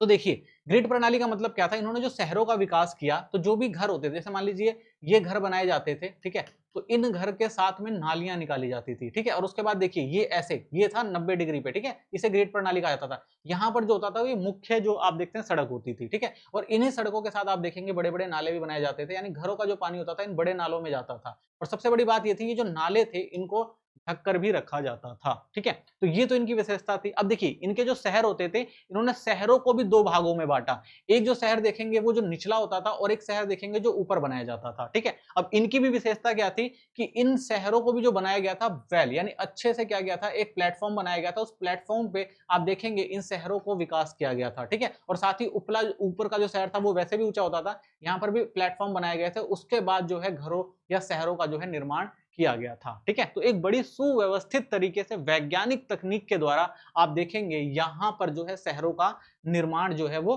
किया जाता है। ठीक है, अब देखिए जो घर बनाए जाते थे वो पक्की ईंटों के बने मकान थे। तो शहरों का निर्माण हुआ, शहरों में जो घर होते थे उनमें सब में पक्की ईंटें बनाई जाती थी, सेम रेसो की जो ईंटें होती थी। सुसंगठित जल निकास प्रणाली थी, तो ये भी हमने देखा भाई, अच्छे से नालियां बनाई गई थी, जिनको अच्छे से बड़े नालों तक पहुंचाया जाता था, फिर उसको शहर के बाहर ले जाया जाता था। ठीक है, कुओं की व्यापक व्यवस्था थी। तो आप देखेंगे हड़प्पा शहर के जो घर वगैरह होते थे, वहां पर आप देखेंगे घरों में भी जो है कुएं आपको देखने को मिलते हैं। ठीक है, स्नानागार इसकी प्रमुख विशेषताएं थे। तो बड़े बड़े स्नानागार, ठीक है ना, आप दुर्ग वगैरह जो जगह थी, जो ऊपर ऊपर का शहर होता था, वहां पर आप देखेंगे बड़े स्नानागार बनाए गए थे, जिस धार्मिक अनुष्ठान वगैरह हुआ करते थे। और हर घर के अंदर भी आप देखेंगे इन्होंने स्नानागार बनाए हुए थे। ठीक है, मोहनजोदड़ो में आप देखेंगे लगभग 700 कुओं का होना जल प्रबंधन की उत्कृष्टता को दर्शाता है। ठीक है, तो मोहनजोदड़ो में ही आप देखेंगे 700 कुएं पाए गए हैं, यानी इन्होंने जल की अच्छी व्यवस्था कर रखी थी। जैसा बताया ना, घरों में भी, घर जो होता था, जो घर में सबसे आगे का फ्रंट का जो कमरा होता था, उसके अंदर ये लोग क्या करते थे, कुएं खुदवाते थे। ठीक है, ताकि लोग पानी का इस्तेमाल कर सके, आने जाने वाले लोग भी क्या कर सके, उस पानी का इस्तेमाल कर सके। तो देख रहे हैं कितने वेल डिजाइन तरीके से शहरों का निर्माण किया गया था। आज की जो शहरी सभ्यता है, उस समय हड़प्पा शहर में आपको देखने को मिलती है। इसके अतिरिक्त आप देखेंगे घरों का निर्माण इस प्रकार किया गया था कि वेंटिलेशन और सफाई का ध्यान रखा गया था। नालियां ढकी हुई होती थी और नियमित रूप से सफाई की व्यवस्था थी, जो उस समय के लिए अत्यंत उन्नत थी, ठीक है। तो सफाई का बहुत अच्छा ध्यान दिया जाता था, नालियों को अच्छे से ढक के रखा जाता था, ठीक है। और घर जो थे भाई ऐसे बनाए गए थे, वेंटिलेशन रहे, ठीक है ना, हवा जो है आसानी से बाहर आ जा सके। तो इस तरह से आप देखेंगे घरों का भी निर्माण किया जाता था, ठीक है। अब मेसोपोटामिया की शहर योजना की बात करते हैं, तो देखिए मेसोपोटामिया के शहर जैसे उरुक और बेबीलोन भी महत्वपूर्ण शहरी केंद्र थे, परंतु उनकी योजना हड़प्पा की तरह आप देखेंगे सुव्यवस्थित नहीं थी। तो शहर यहाँ पर भी बनाए गए थे, लेकिन ये शहर इतने सुव्यवस्थित आपको देखने को नहीं मिलते। यहाँ के नगर अधिकतर अनियमित होते थे, यानी कोई प्लानिंग नहीं करी गई, ऐसे ही क्या किया गया, नगरों को बसा दिया गया, ठीक है। शहरों में आप देखेंगे, शहरों के केंद्र में यानी शहरों का जो मेन केंद्र होता था वो होते थे विशाल मंदिर, ठीक है ना, जिसे जिगुरात कहा जाता था। और महल होते थे, जो राजाओं के महल थे, जो धार्मिक और राजनीतिक शक्ति थे, ठीक है। तो महल आप यहाँ देखेंगे, विशाल जो मंदिर थे वो धार्मिक सत्ता का प्रतीक माने जाते थे, और जो महल होते थे वो राजनीतिक शक्ति का प्रतीक माने जाते थे। तो ये आप देखेंगे इन शहरों की विशेषता थी। तो ये दो तरह के आपको महल और जो है मंदिर देखने को मिलते हैं यहाँ पर शहरों में। मेसोपोटामिया में आप देखेंगे नहरों का व्यापक जाल था, तो यहाँ पर नहरें आपको देखने को मिलती है, दजला और फरात जैसी नदियां थी वहां पर, ठीक है। तो नहर तो आपको देखने को मिलती है, क्योंकि कृषि पूरी तरह से टिग्रियस और यूफ्रेट्स नदियों पर आधारित थी, तो सिंचाई व्यवस्था महत्वपूर्ण थी। परंतु शहरों में जल निकासी प्रणाली उतनी विकसित नहीं थी जितनी हड़प्पा में थी। तो भाई यहाँ पर पानी की व्यवस्था अच्छी थी खेती वगैरह के लिए, ठीक है ना, दजला और फरात, या कह सकते हैं जिसे हम टिग्रिस और यूफ्रेटिस नदियां कहते हैं, थी। तो सिंचाई आराम से हो जाती थी, कृषि बड़े आराम से हो जाती थी। लेकिन सबसे बड़ी समस्या ये थी कि जो नगर बताए गए थे, उन नगरों में अगर पानी आ गया, बारिश आ गई, तो ऐसी नालियों का निर्माण नहीं था कि उनको वहां से बाहर निकाला जा सके, ठीक है। यानी वहां पर आप सड़कें वगैरह देखेंगे, या जो वहां पर गलियां वगैरह देखेंगे, वो उतनी अच्छी नहीं थी, वहां पर कचरा भरा रहता था, ठीक है। पानी अगर बरसात हो गई तो पानी को निकालने की कोई सुविधा नहीं था, तो बहुत गंदगी आपको देखने को मिलती है। यहाँ नगर राज्यों के बीच संघर्ष और सत्ता केंद्रित व्यवस्था थी। तो आप देखेंगे यहाँ पर एक नगर दूसरे नगर और एक राज्य दूसरे राज्य से आपस में लड़ते झगड़ते रहते थे, ठीक है। थोड़ा शांति कम देखने को मिलती है। शहर योजना को प्रभावित करती थी, तो भाई इसलिए भी शहर जो थे उतने अच्छे नहीं थे, ठीक है। आपसी संघर्ष के कारण इन्होंने जो वहां की प्रशासनिक व्यवस्था थी उतने अच्छे से मेंटेन करके नहीं रखा हुआ था, तो शहरों को नियोजित नहीं किया था इन्होंने। तो समानताएं अगर हम देखें दोनों में, तो दोनों सभ्यताओं में कुल समानताएं, कुछ समानताएं भी थी। दोनों में आप देखेंगे कृषि पर आधारित अर्थव्यवस्था थी, नदियों के किनारे शहरों का विकास हुआ था, व्यापार और शिल्प दोनों क्षेत्रों में आपको देखने को मिलता होता है, जिससे नगरों का विस्तार संभव हुआ, ठीक है। तो नगरों का भी विस्तार हुआ। सभ्यताओं में सार्वजनिक भवन आपको देखने को मिलते हैं, ठीक है ना। आप देखेंगे जो दुर्ग हुआ करते थे हड़प्पा में, वो भी आप देखेंगे कि सत्ता का प्रतीक हुआ करते थे। ऐसे ही आपने देखा महल जो थे जिगुराट हो गए, ठीक है, ये जो थे क्या सत्ता, यानी यहाँ से सत्ता चलती थी, या धार्मिक स्थल हो गए, चाहे वो राजा हो गए, तो वो एक तरह से कहेंगे वो केंद्र थे, शक्ति के केंद्र थे। तो वहां से जो बातें निकलती थी, जो व्यवस्थाएं बनती थी, तो आगे लागू की जाती थी। भंडार गृह व धार्मिक स्थल महत्वपूर्ण भूमिका निभाते हैं। तो भाई दोनों जगह आप देखेंगे जो है धार्मिक व्यवस्थाएं भी आपको देखने को मिलती हैं। भिन्नताओं की बात करें तो हड़प्पा की सबसे बड़ी विशेषता उसकी सुनियोजित और स्वच्छ जो शहर योजना थी, तो अच्छे से शहरों को उन्होंने बसाया था साफ सफाई के साथ, तो ये इनकी विशेषता थी। जबकि आप मेसोपोटामिया में देखेंगे योजना अपेक्षाकृत अनियमित थी, तो यहाँ पर जो है शहरों को नियमित तरीके से नहीं बसाया गया था, ये जो थी इसकी एक समस्या थी। हड़प्पा में जल निकासी और स्वच्छता पर विशेष ध्यान दिया गया था, ठीक है। जबकि आप देखेंगे मेसोपोटामिया में धार्मिक संरचना और प्रशासनिक केंद्रों पर अधिक महत्व दिया गया था, ठीक है। तो हड़प्पा में अच्छे से शहरों को व्यवस्थित किया गया है, वहां की जो जरूरत है जल निकासी और स्वच्छता उस पर विशेष ध्यान दिया गया। लेकिन वहीं आप देख रहे हैं मेसोपोटामिया में तो धार्मिक जो संरचनाएं हैं और जो प्रशासनिक केंद्र उन पे ज्यादा महत्व दिया गया, उनको ज्यादा अच्छे से व्यवस्थित किया गया। इसके अतिरिक्त हड़प्पा में नगरों का विकास अपेक्षाकृत शांतिपूर्ण और संगठित होता था। तो वहां पर जो राजा था वो भाई पूरे व्यवस्था को देखता था, प्रशासनिक व्यवस्था अच्छी थी, सब लोग संगठित थे, ठीक है। कोई चीज बटी हुई नहीं थी। लेकिन जब आप मेसोपोटामिया में देखते हैं तो नगर राज्यों के बीच संघर्ष और सत्ता की प्रतिस्पर्धा चलती थी। तो यहाँ पर आप देखेंगे सत्ता का संघर्ष चलता था नगर और राज्यों के बीच, ठीक है। तो यहाँ पर शांति नहीं थी, आपस में हमेशा संघर्ष होता रहता था। वहीं आप देखते हैं जहाँ हड़प्पा में शांतिपूर्ण प्रशासन चलता था, ठीक है। तो ये इन दोनों में विभिन्नताएं थी। तो आप कह सकते हैं कि हड़प्पा सभ्यता की शहर योजना अधिक वैज्ञानिक, सुव्यवस्थित और स्वच्छता पर आधारित थी, जबकि आप मेसोपोटामिया की शहर योजना आप देखेंगे धार्मिक और राजनीतिक संरचनाओं के इर्द गिर्द विकसित हुई। तो दोनों सभ्यताओं ने शहरी जीवन के विकास में महत्वपूर्ण योगदान दिया, परंतु इनकी प्राथमिकता योजनाओं के तरीके भिन्न थे। ठीक है, तो अपने हिसाब से इन्होंने अपने शहरों का विकास किया था। ठीक है, नेक्स्ट है कांस्ययुगीन समाजों की विशेषताओं और व्यापार के पैटर्न की चर्चा कीजिए। ठीक है, तो जब कांस्ययुगीन समाज आए तो उस समय आप देखते हैं व्यापार काफी ज्यादा विकसित हुए थे। तो व्यापार किस तरह से होते थे और उनका पैटर्न क्या होता था, ये आपको इस आंसर में बताना है। ठीक है, तो देखिए कांस्य युग जब आया तो ये मानव इतिहास का एक महत्वपूर्ण चरण था, जिसमें तांबा और कांसा जैसी धातुओं के उपयोग से आप देखेंगे सामाजिक, आर्थिक और तकनीकी विकास हुआ। ठीक है, तो कांस्य युग आने से समाज में बहुत महत्वपूर्ण परिवर्तन आपको देखने को मिलेंगे। इस युग में आप देखेंगे शहरीकरण, राज्य व्यवस्था, व्यापारिक गतिविधियों का व्यापक विस्तार हुआ। ठीक है, तो यहाँ पर आप देखते हैं कांस्ययुगीन समाजों की विशेषताएं और उनके व्यापारिक पैटर्न एक दूसरे से गहराई से जुड़े हुए थे। ठीक है, तो जो समाज था, जो समाज की विशेषताएं थी, जो सामाजिक लोग थे, वो अर्थव्यवस्था में योगदान दिया करते थे, तो ये दोनों एक दूसरे से जुड़े हुए थे। ठीक है, चलिए और डिटेल में देखते हैं। तो कांस्ययुगीन समाज की प्रमुख विशेषताओं की बात करें तो धातु प्रौद्योगिकी का विकास। तो कांस्य युग में सबसे इंपॉर्टेंट क्या था भाई, धातु का जो है विकास इस टाइम में शुरू होता है। तो कांस्य युग की सबसे प्रमुख विशेषताएं तांबा और कांसा का उपयोग था। कांसा तांबे में तीन या अन्य धातुओं को मिलाकर बनाया जाता था। ठीक है, तो जो कांसा होता था वो तांबे में टीन या और भी धातु मिलाकर बनाया जाता था ताकि वो ज्यादा मजबूत हो सके, जिससे आप देखेंगे ये अधिक मजबूत और धारदार औजार एवं हथियार बनाए जा सकते थे। तो और ज्यादा मजबूत हो जाता था तो आप देखेंगे और ज्यादा धारदार और अच्छे ठोस और टिकाऊ औजार जो है बनाने शुरू हुए इस तकनीक के कारण।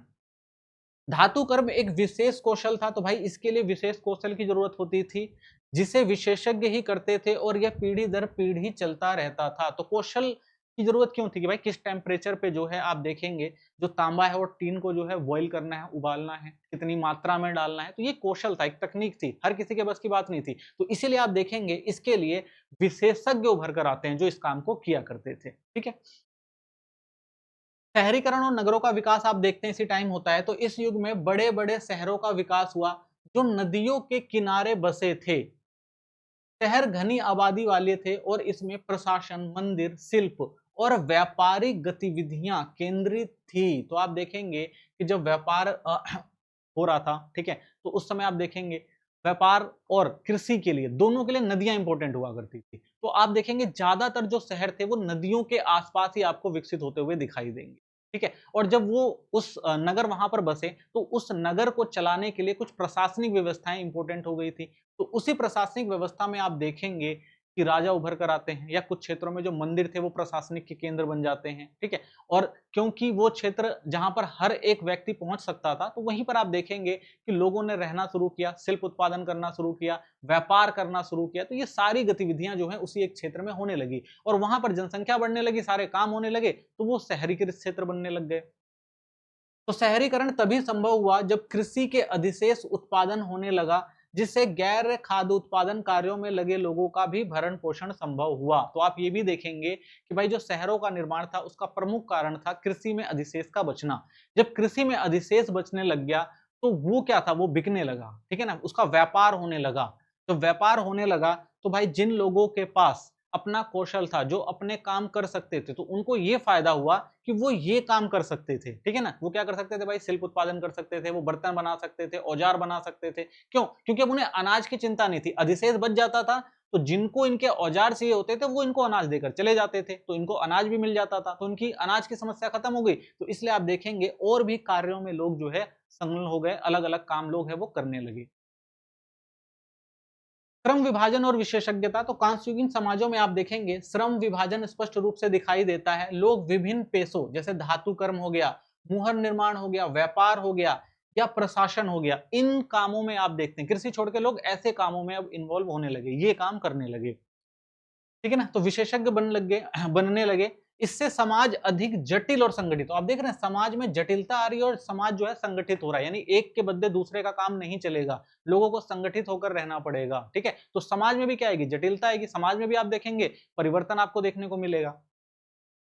राज्य और शासकीय व्यवस्था का उदय होता है इसी टाइम। तो इस काल में आप देखेंगे राज्यों और शासकीय वर्ग का उदय हुआ।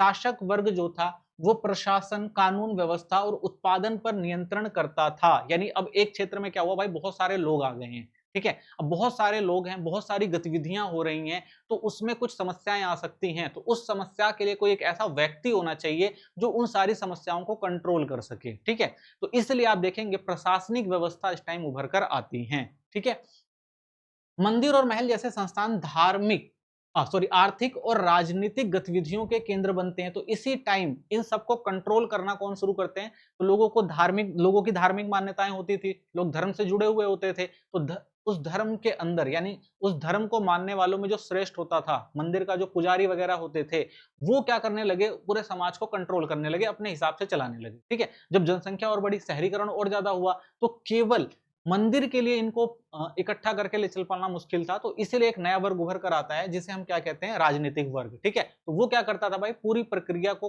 टेक ओवर करता था, हर एक प्रशासनिक व्यवस्था को अच्छे से देखता था। तो आप देखेंगे जो महल थे, जो मंदिर थे और महल थे, वो प्रशासनिक केंद्र बनकर इस टाइम में उभरते हैं। ठीक है, सामाजिक स्तरीकरण आपको देखने को मिलता है, तो समाज में आप देखेंगे वर्ग भेद स्पष्ट हो गया था।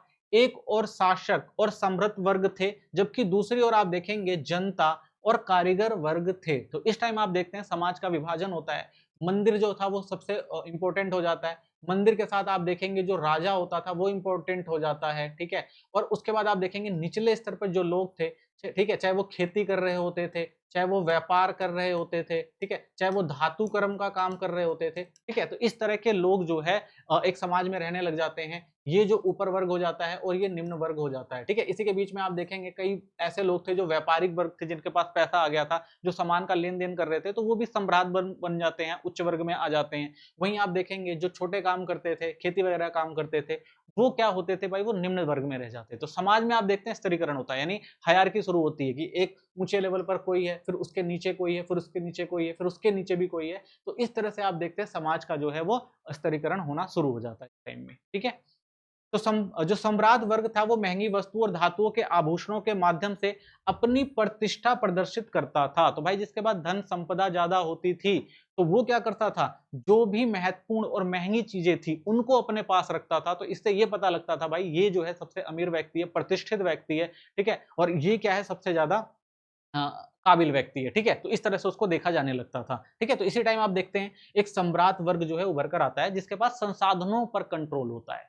ठीक है, नेक्स्ट है व्यापार के पैटर्न की बात करें तो कच्चे माल की प्राप्ति के लिए व्यापार होना शुरू होता है। तो कांस्ययुगीन सभ्यताओं के पास तांबा था, टीन और अन्य धातुएं जो थी स्थायी रूप से उपलब्ध नहीं थी, इसलिए इन्हें दूर दराज क्षेत्रों से आयात किया जाता था। तो कांस्य युगीन जो सभ्यताएं थी, हर एक जो क्षेत्र था उनके पास भाई आपको तांबा, टीन नहीं देखने को मिलता है, तो इसलिए इनको क्या करना पड़ता था भाई? दूर-दराज इलाकों में जाना पड़ता था। वहां से ये लोग क्या करते थे? ये जो धातुएं थी इनको लेकर आया करते थे। ठीक है, तो उदाहरण के लिए आप देखेंगे मिस्र से, सिनाई से तांबा, चीन विभिन्न क्षेत्रों से टीन और मेसोपोटामिया, अफगानिस्तान से लैपिस लेजुली मंगाते थे। ठीक है, तो देख रहे हैं आप अलग-अलग धातुएं जो थी वो अलग-अलग क्षेत्रों से मंगाई जाती थी। इससे आप देखेंगे आयात निर्यात बढ़ता है और व्यापार शुरू होता है। व्यापार जो था वो अब स्थानीय नहीं रह जाता है। आप देख रहे हैं दूसरे सुदूर क्षेत्र यानी व्यापारिक मार्ग जो थे वो अब बनने लग जाते हैं समुद्र में। ठीक है ना? लोग काफ़ी दूरियां जो है ट्रैवल करते थे और वहां से सामान लेकर आते थे। ठीक है? तो ये आप देखते हैं इस टाइम शुरू होता है। ठीक है? तो कच्चे माल की प्राप्ति के लिए व्यापार शुरू होता है। लंबी दूरी का व्यापार, तो इस युग में आप देखेंगे लंबी दूरी का व्यापार विकसित हो गया। मेसोपोटामिया, मिस्र, हड़प्पा सभ्यता के बीच समुद्री और स्थल मार्गों से वस्तुओं का आदान प्रदान होता था। लकड़ी, धातु, कीमती पत्थर और आभूषण प्रमुख व्यापारिक वस्तुएं हुआ करती थी। तो इन चीजों का बड़े पैमाने पर व्यापार किया जाता था। समुद्री व्यापार शुरू हो गया। राज्य नियंत्रित व्यापार था, तो कांस्युगीन व्यापार पूरी तरह से निजी नहीं था, बल्कि अधिकांश राजा द्वारा नियंत्रित होता था। शासक वर्ग खनिजों की खोज के लिए अभियानों का आयोजन करते थे और व्यापारिक गतिविधियों पर नियंत्रण रखते थे। तो देखिए जो खनिज इंपॉर्टेंट थे भाई, तो खनिज जो है कोई एक व्यक्ति या व्यापारी तो जाके खोज नहीं सकता था। इसके लिए बड़े अ, अ, पैमाने पर भाई सपोर्ट चाहिए होता था। तो ये सपोर्ट कौन कर सकता था? ये सपोर्ट राजा ही कर सकता था। तो वो क्या करता था भाई? बहुत सारी जो लोग थे उनको प्रशिक्षण देके और अलग-अलग क्षेत्रों में भेजते थे कि भाई जाओ पता करो कहाँ से संसाधन मिलते हैं। तो वो लोग क्या करते थे भाई अलग-अलग क्षेत्रों में जाते थे, वहाँ से सूचनाएँ इकट्ठा करते थे भाई कहाँ पे कौन से संसाधन मिलते थे, उसके बाद राजा को आकर बताया करते थे, ठीक है? तो उसके बाद राजा के द्वारा निर्देश दिए जाते थे व्यापारियों को कि भाई आप जाओ उन क्षेत्रों से सामान लेकर आओ और ये सामान बनाओ, ठीक है? तो इसलिए आप देखेंगे राजा की भूमिका जो थी वो इम्पोर्टेंट थी व्यापार वगैरह में। तो पूरे व्यापार को राजा ही क्या करता था, नियंत्रित करता था, ठीक है? और अपने हिसाब से चलाता था। विलासिता की वस्तुओं का व्यापार, तो व्यापार का एक महत्वपूर्ण पहलू विलासिता की वस्तुओं का आदान-प्रदान था, जैसे सोना, चांदी, लेपिस लेजुली, हाथी दांत आदि। तो आप देखते हैं विलासिता जो वस्तुएं थी, उनका भी आदान-प्रदान किया जाता था, एक स्थान से दूसरे स्थान पर इनको भी खरीदा और बेचा जाता था। इनका उपयोग आप देखेंगे मुख्यतः आप सम्भ्रात वर्ग द्वारा अपनी प्रतिष्ठा दिखाने के लिए किया जाता था। तो ज्यादातर आप देखेंगे जो सम्भ्रात वर्ग होते थे, वो अपनी प्रतिष्ठा दिखाने के लिए इन महंगे सामानों को दूसरे जगह से लेकर आते थे और अपनी प्रतिष्ठा दिखाते थे, ठीक है? परिवहन और संचार का विकास हुआ तो आप देखेंगे नदियों, समुद्रों और पहिएदार गाड़ियों के माध्यम से व्यापार को बढ़ावा मिला। तो भाई जो क्षेत्रीय जगह थी जहां से आसानी से सामान लाया जा सकता था, तो वहां पर क्या किया गया भाई गाड़ियों का निर्माण किया। बैलगाड़ी वगैरह हो गई, घोड़ा गाड़ी, इस तरह की गाड़ियों का इस्तेमाल किया जाता था जिसमें पहिए लगे होते थे और आसानी से सामान को एक स्थान से दूसरे स्थान तक पहुंचाया जाता था, ठीक है? नदियां जैसे नील, यूफ्रेट्स और सिंधु परिवहन के प्रमुख साधन थी और दूर दराज इलाकों में जाना होता था, दूसरे देशों में जाना होता था, समुद्र पार जाना होता था, तो उसमें आप देखेंगे बड़ी बड़ी जो है स्थल मार्गों का निर्माण किया गया, ठीक है ना? उसके अंदर बड़े-बड़े जो बोट होती थी, नाव होती थी, उनको रख डाला जाता था और दूर-दराज इलाकों से व्यापार किया जाता था, ठीक है? तो ये नदियाँ महत्वपूर्ण थी, जहाँ से बड़े पैमाने पर व्यापार होता था। तो आप कह सकते हैं कांस्ययुगीन समाजों की विशेषताएं जैसे धातु प्रौद्योगिकी, शहरीकरण, श्रम विभाजन और राज्य व्यवस्था, व्यापार गहराई से जुड़े हुए थे, ठीक है? तो ये सारे एक दूसरे से कनेक्टेड थे। व्यापार ने न केवल आर्थिक विकास को बढ़ावा दिया, बल्कि विभिन्न सभ्यताओं के बीच सांस्कृतिक संपर्क भी स्थापित किए, ठीक है? तो व्यापार को भी बढ़ावा मिला और एक दूसरे के सांस्कृतिक संपर्क में आए, जिससे बहुत सारी चीजें एक समाज दूसरे समाज से सीख पाया, ठीक है? तो इस प्रकार कांस्ययुगीन मानव सभ्यता के विकास में एक महत्वपूर्ण चरण सिद्ध हुआ। तो कांस्ययुगीन भी जो था एक ऐसा चरण था जिसने मानव सभ्यता को विकास करने में महत्वपूर्ण योगदान दिया, ठीक है? नेक्स्ट क्वेश्चन आपका है प्राचीन यूनानी व रोमन समाजों में दासत्व का तुलनात्मक विवरण दीजिए। तो आप देखेंगे यूनानी और रोमन साम्राज्य में समाज में जो था वो दासों को महत्व था, लेकिन दोनों में दासों की प्रकृति आपको अलग-अलग देखने को मिलती है। तो बताना है किस तरह। तो प्राचीन यूनान और रोमन सभ्यता में दास प्रथा सामाजिक और आर्थिक व्यवस्था का एक महत्वपूर्ण अंग रही थी, ठीक है? होता था वहां पर।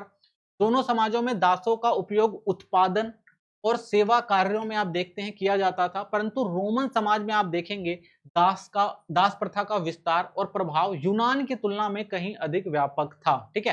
तो आप देखेंगे भाई दोनों क्षेत्रों में जो है हो रहा था दासों से काम, लेकिन रोम में आप देखेंगे कुछ अलग था और यूनान में आप देखेंगे दासों के साथ व्यवहार कुछ अलग था, ठीक है? चलिए डिटेल में देखते हैं। तो यूनानी समाज में सबसे पहले हम दास प्रथा देखेंगे। तो प्राचीन यूनान में दास प्रथा मौजूद थी, लेकिन इसका स्वरूप आप देखेंगे सीमित था। तो यहाँ पर दासों से काम लिया जाता था, लेकिन इतने बड़े पैमाने पर काम नहीं लिया जाता था। यहाँ की अर्थव्यवस्था आप देखेंगे मुख्यतः छोटे कृषकों और स्वतंत्र नागरिकों पर आधारित थी। तो अर्थव्यवस्था को कौन चलाते थे? वहां पे जो छोटे-मोटे किसान होते थे और जो नागरिक होते थे, जो छोटी-मोटी दैनिक गतिविधियां किया करते थे, व्यापार वगैरह किया करते थे, तो पूरी अर्थव्यवस्था को यही लोग ज्यादातर चलाते थे यूनान में, ठीक है? बड़े भूमिपतियों की संपत्तियां सामान्यतः आप देखेंगे 75 से 100 एकड़ तक सीमित थी, ठीक है? तो इतनी ही जमीनें इनके पास हुआ करती थी। इसलिए आप देखेंगे क्योंकि जमीनें कम थी तो दासों की संख्या भी आपको सीमित देखने को मिलती है, इसलिए दास भी कम थे, ठीक है? यूनान में दासों का उपयोग आप देखेंगे घरेलू कार्य, कृषि और कुछ हस्तशिल्प कार्यों में किया जाता था। छोटे-मोटे कामों के लिए आप देख रहे हैं जो काम में लाए जाते थे दास। हालांकि दासों की स्थिति निम्न थी, ठीक है? फिर भी आप देखेंगे बेशक से काम उनके छोटे थे, लेकिन स्थिति हमेशा उनकी दयनीय ही थी, निम्न ही रहा करती थी। फिर भी यूनानी समाज में पूरी तरह से दास आधारित नहीं था। तो आप कह सकते हैं भाई यूनान में जो था दास आधारित समाज नहीं था, ठीक है ना? ना तो समाज चल रहा था, ना उनकी अर्थव्यवस्था जो है दासों पर डिपेंड करती थी। स्वतंत्र नागरिकों की भूमिका अधिक महत्वपूर्ण थी और सामाजिक जीवन में उनकी भागीदारी प्रमुख थी। तो यहाँ पर भाई जो स्वतंत्र नागरिक थे, वो ही जो थे अर्थव्यवस्था और समाज में महत्वपूर्ण हुआ करते थे। फिर आता है आपका रोमन साम्राज्य में दास प्रथा। अगर आप देखेंगे तो रोमन समाज में दास प्रथा अपने चरम पर पहुंची। यहाँ दास केवल सहायक श्रमिक नहीं थे, बल्कि पूरी अर्थव्यवस्था का आधार बन गए थे। तो यहाँ पर केवल आप देखेंगे जो दास होते थे वो सहायता नहीं किया करते थे, बल्कि पूरी अर्थव्यवस्था को चलाया करते थे, ठीक है? रोमन अभिजात वर्ग के पास विशाल कृषि संपत्तियां थी। तो भाई जो रोमन अभिजात वर्ग होते थे उनके पास आप देखेंगे विशाल संपत्तियां होती थी जिन्हें लैटिफुंडिया कहा जाता था। इनका आकार हजारों से लेकर लाखों एकड़ तक होता था, यानी इतनी बड़ी संपत्ति, इतनी बड़ी जमीन के मालिक हुआ करते थे ये लोग, जहां बड़ी संख्या में दास काम करते थे। और इन हजारों एकड़ जो हजारों और लाखों एकड़ जमीनें थी, इन पे ये लोग दासों से काम करवाया करते थे। तो इसी बात से आप समझ सकते हैं कि इनकी अर्थव्यवस्था कितनी हद तक दासों पर डिपेंड थी।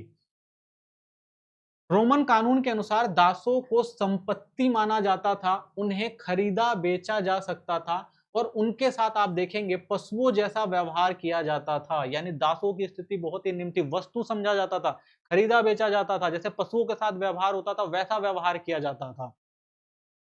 कृषि हो गया, खनन हो गई, हस्तशिल्प हो गया और प्रशासन हो गया, हर क्षेत्रों में दासों का उपयोग था। यानी जो भी अर्थव्यवस्था से संबंधित चीजें थी, सब में काम करते हुए आपको दास देखने को मिलेंगे।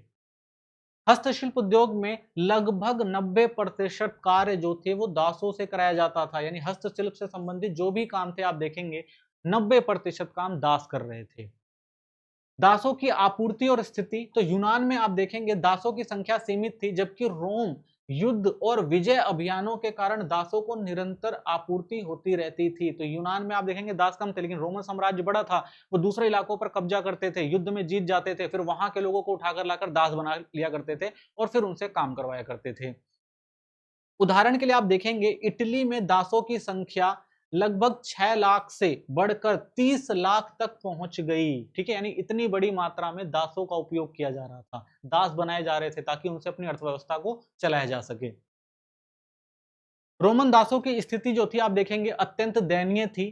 खेतों और खानों में काम करने वाले दासों को जंजीरों में बांध कर रखा जाता था, उन पर कठोर नियंत्रण रखा जाता था। ठीक है, यानी उनको जंजीरों में बांधते थे, कहीं वो भाग ना जाए। यहाँ तक आप देखेंगे अगर वो भाग जाए, उनकी पहचान के लिए उनको दाग दी जाती थी, उनको दाग यानी उन पे मोहर लगा दी जाती थी, ताकि अगर वो भाग भी जाए तो पता लग जाए भाई ये हमारा दास है।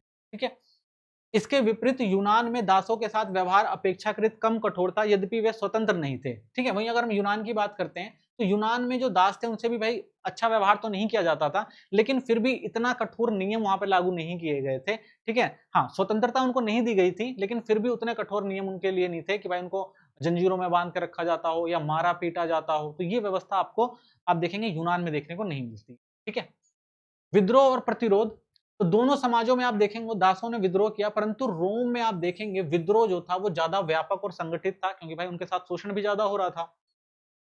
सिसिली में दो बड़े विद्रोह हुए, 136 से 132 ईसा पूर्व और 104 से 120 ईसा पूर्व हुआ। तब सबसे प्रसिद्ध विद्रोह स्पार्टकस जो 73 से 71 ईसा पूर्व का था। तो भाई दासों के साथ जब व्यवहार होगा तो वो विद्रोह करेंगे, तो कई बार इन्होंने विद्रोह किया। इसमें आप सबसे व्यापक विद्रोह जो देखते हैं वो स्पार्टकस का था। ठीक है, इन सभी विद्रोहों को कठोरता से कुचल दिया गया। तो जो भी दास विद्रोह करते थे उनको कठोरता से कुचला जाता था, ताकि आगे जो है विद्रोह ना हो सके। यूनान में भी दासों के असंतोष के उदाहरण मिलते हैं, परंतु वहां इस प्रकार के बड़े पैमाने के विद्रोह आपको कम मिलेंगे। ठीक है, तो दास थे उनके साथ भी कहीं कहीं गलत व्यवहार होता था, लेकिन इतने बड़े पैमाने पर जो ये लोग विद्रोह नहीं करते थे यूनान में, आपको ये देखने को नहीं मिलता है। ठीक है, तो तुलनात्मक अगर विश्लेषण करें तो यूनान और रोम दोनों में दास प्रथा थी, परंतु उनके स्वरूप में स्पष्ट अंतर था। यूनान में दास प्रथा सीमित आपको देखने को मिलती है सहायक के रूप में, जबकि आप रोम में देखते हैं यह व्यापक और केंद्रीकृत थी। ठीक है, यूनान समाज में दासों से युक्त समाज कहा जाता था, तो यूनानी समाज जो था वो दासों से युक्त समाज था। जबकि आप देखेंगे रोमन समाज दास समाज था, क्योंकि यहाँ उत्पादन का मुख्य आधार दास प्रथा थी। तो यूनानी में देखेंगे आप क्या था, दासों से युक्त समाज था, यानी दासों की भागीदारी थी। लेकिन वहीं जब आप रोम की बात करते हैं तो वहां पर आप देखते हैं समाज ही दास था, क्योंकि उत्पादन और अर्थव्यवस्था में सबसे महत्वपूर्ण जो काम कर रहे थे वो दास ही कर रहे थे। तो इसलिए इसको आप देखते हैं दास समाज कहा जाता है। ठीक है, नेक्स्ट क्वेश्चन देखते हैं। अगला जो आपका क्वेश्चन है वो है ईसाई धर्म के प्रसार पर प्रकाश डालिए कि किस तरह से ईसाई धर्म का प्रसार हुआ, इसके प्रति रोमन साम्राज्य का क्या दृष्टिकोण था। ठीक है, जब ईसाई धर्म का प्रसार शुरू हुआ तो रोमन साम्राज्य ने किस तरह से ईसाई धर्म को देखा, ये आपको इसमें आंसर देना है। तो ईसाई धर्म का उदय आप देखेंगे प्रथम शताब्दी ईसा पूर्व में पश्चिम एशिया के फिलिस्तीन क्षेत्र में हुआ था।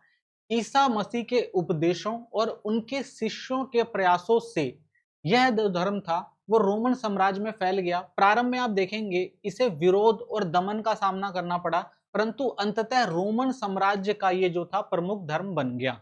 तो शुरुआत में जब ईसा मसीह आते हैं, अपने धर्म के बारे में लोगों को बताते हैं, उनके शिष्य इसका प्रसार प्रचार शुरू करते हैं, तो शुरुआत में आप देखेंगे जो रोमन साम्राज्य था इस धर्म को आने देता है, आदर देता है, लेकिन धीरे धीरे जब ये वहां के धर्म को चुनौती देने लग जाता है तो इसका विरोध शुरू हो जाता है। ठीक है, काफी हद तक दमन भी किया जाता है, लेकिन उसके बाद आप देखेंगे धीरे धीरे जो इनके ईसा मसीह के शिष्य थे, इनके प्रयासों से ये धर्म जो था काफी ज्यादा प्रसारित होता है रोम में, और बाद में आप देखेंगे ये रोमन साम्राज्य का विशेष धर्म भी बन जाता है।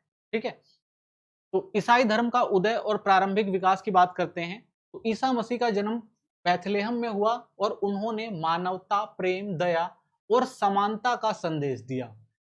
उन्होंने यहूदी धर्म की रूढ़ियों की आलोचना की और आंतरिक नैतिक सुधार पर बल दिया। तो भाई जब शुरुआत में इन्होंने इस धर्म की जो प्रसार करना शुरू किया, तो सबसे मेन चीज थी कि लोगों को आपस में जोड़ने की बात करी। तो इन्होंने कहा भाई मानवता इंपॉर्टेंट है, ठीक है ना, प्रेम इंपॉर्टेंट है, दया इंपॉर्टेंट है और सबको समान देखना चाहिए। तो ये जो विचार थे इससे लोग काफी प्रभावित हुए। दूसरा, उन्होंने जो यहूदी धर्म में बहुत सारी आप देखेंगे रूढ़िवादी विचारधाराएं थी जिससे आम लोग ग्रसित थे, परेशान थे, उनका इन्होंने विरोध किया। और साथ में इन्होंने कहा भाई कि नैतिक सुधार यानी अपने अंदर स्वयं भी सुधार किए जाने चाहिए। तो ये सारी बातें जो हैं ईसा मसीह ने रखी अपने संदेशों में, तो लोग इससे काफी प्रभावित हुए। आप देखेंगे उनके विचार से आम जनता जो है काफी प्रभावित होती है। हाँ, आप देखेंगे यहूदी पुजारी और रोमन शासकों को यह खतरनाक लगा। क्यों? क्योंकि भाई उन्होंने जो रूढ़िवादी विचारधाराएं बना रखी थी, उसी वजह से तो समाज पे इन्होंने कंट्रोल कर रखा था। लेकिन जब कोई उसी चीज का विरोध करेगा तो इनको तो खतरा लगेगा ही लगेगा। तो इसलिए आप देखेंगे इन्होंने ईसा मसीह का विरोध किया। तो अंततः आप देखेंगे जो रोमन गवर्नर था पोंटियस पिलेट, ठीक है, इन्होंने क्या किया, ईसा मसीह को मृत्यु दंड दे दिया। ठीक है, तो उनको आप देखते हैं सूली पर चढ़ा दिया गया था। तो इनकी मृत्यु के बाद आप देखेंगे इनके जो शिष्य थे सेंट पीटर और सेंट पॉल, उन्होंने इनके उपदेशों को और ज्यादा प्रसारित करना शुरू किया और ईसाई धर्म को एक संगठित रूप दिया। और इन्होंने क्या किया, संगठन के रूप में ईसाई धर्म का प्रचार जो था वो शुरू किया। ईसाई धर्म के प्रसार के कारण क्या थे? तो देखिए, सरल और मानवतावादी उपदेश सबसे इंपॉर्टेंट था ईसाई धर्म में, कि भाई सब एक जैसे हैं, ठीक है ना, सब मानव हैं, सबको एक साथ रहना चाहिए, समानता का व्यवहार करना चाहिए। तो बहुत ही सरल उपदेश जो दिए गए। तो ईसाई धर्म में आपने देखा प्रेम, करुणा, भाईचारे का संदेश दिया। इसने सभी मनुष्यों को क्या किया भाई, समान माना। जहां आप देख रहे थे समाज में स्तरीकरण था, ठीक ना, राजा पुजारी वर्ग ऊपर हुआ करते थे, निम्न वर्ग को महत्व नहीं दिया जाता था। वहां एक धर्म कह रहा था भाई सभी समान है, तो लोग क्या करेंगे, उसके साथ जुड़ेंगे ही। ईश्वर से व्यक्तिगत संबंध स्थापित किए जा सकते हैं। साथ ही ये कह रहे हैं कि भाई अगर आपको ईश्वर से जुड़ना है तो आप व्यक्तिगत संबंध स्थापित कर सकते हैं, किसी आपको रूढ़िवादी विचारधारा पे चलने की जरूरत नहीं है। तो इससे आप देखेंगे गरीब, दास और शोषित वर्ग विशेष रूप से प्रभावित थे। तो पहले से जो प्रभावित लोग थे, यानी जो पुराने धार्मिक विचारधाराओं के कारण बहुत ज्यादा डरे हुए थे, तो उनको ये चीजें काफी अच्छी लगी। तो आप देखेंगे इसलिए जो गरीब थे, दास थे या शोषित वर्ग थे, वो इस धर्म से काफी प्रभावित होते हैं और जुड़ना शुरू कर देते हैं। मिशनरियों का योगदान महत्वपूर्ण रहा। तो सेंट पॉल और अन्य प्रचारकों ने पूरे रोमन साम्राज्य में यात्रा कर धर्म का प्रचार किया। ठीक है, तो ये हर एक क्षेत्र में गए और अपने धर्म के बारे में लोगों को जागरूक किया। उन्होंने विभिन्न क्षेत्रों में ईसाई समुदाय स्थापित किए। तो अलग अलग क्षेत्रों में जाते थे, वहां पर क्या करते थे भाई, ईसाई समुदाय स्थापित कर देते थे और वो ईसाई समुदाय लोगों को क्या करते थे, उपदेश देते थे और अपने साथ जोड़ने का काम करते थे। लोगों को धर्म परिवर्तन के लिए भी प्रेरित किया और लोगों को बताया भाई इस धर्म की क्या विशेषता है, तो लोग उस धर्म से भी काफी जुड़े। ठीक है ना, उन्होंने अपना धर्म परिवर्तन करके ईसाई धर्म में किया।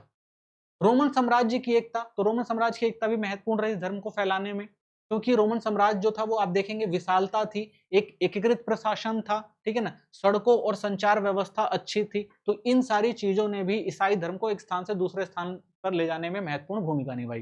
ठीक है, साथ ही आप देखेंगे व्यापारी, सैनिक और दास जो थे इससे काफी जुड़ चुके थे और इन्होंने क्या किया, जब ये एक स्थान से दूसरे स्थान पर जाते थे तो इस धर्म के बारे में लोगों को बताते थे। तो इससे भी ये धर्म जो था काफी आप देखेंगे प्रचारित हुआ।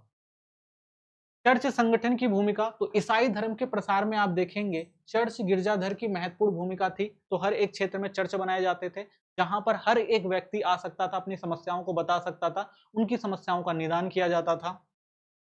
प्रत्येक शहर में आप देखेंगे बिशप जो थे वो नियुक्त किए गए जो धार्मिक गतिविधियों का संचालन करते थे। तो बिशप क्या करते थे भाई, जो भी धार्मिक गतिविधि थी वो किया करते थे, पूजा हो गई, उनकी प्रेयर वगैरह हो गई, तो ये सारे कार्यक्रम वहाँ हुआ करते थे। तो इससे धर्म का संगठन मजबूत हुआ, क्योंकि बड़े पैमाने पर जब लोग इन क्षेत्रों में जाते थे, इकट्ठा होते थे, ठीक है, तो इससे क्या होता है भाई, संगठित होते हैं लोग, ठीक है, तो संगठन जो है इसका काफी मजबूत होने लगा और इसका प्रभाव भी आप देखेंगे बढ़ा।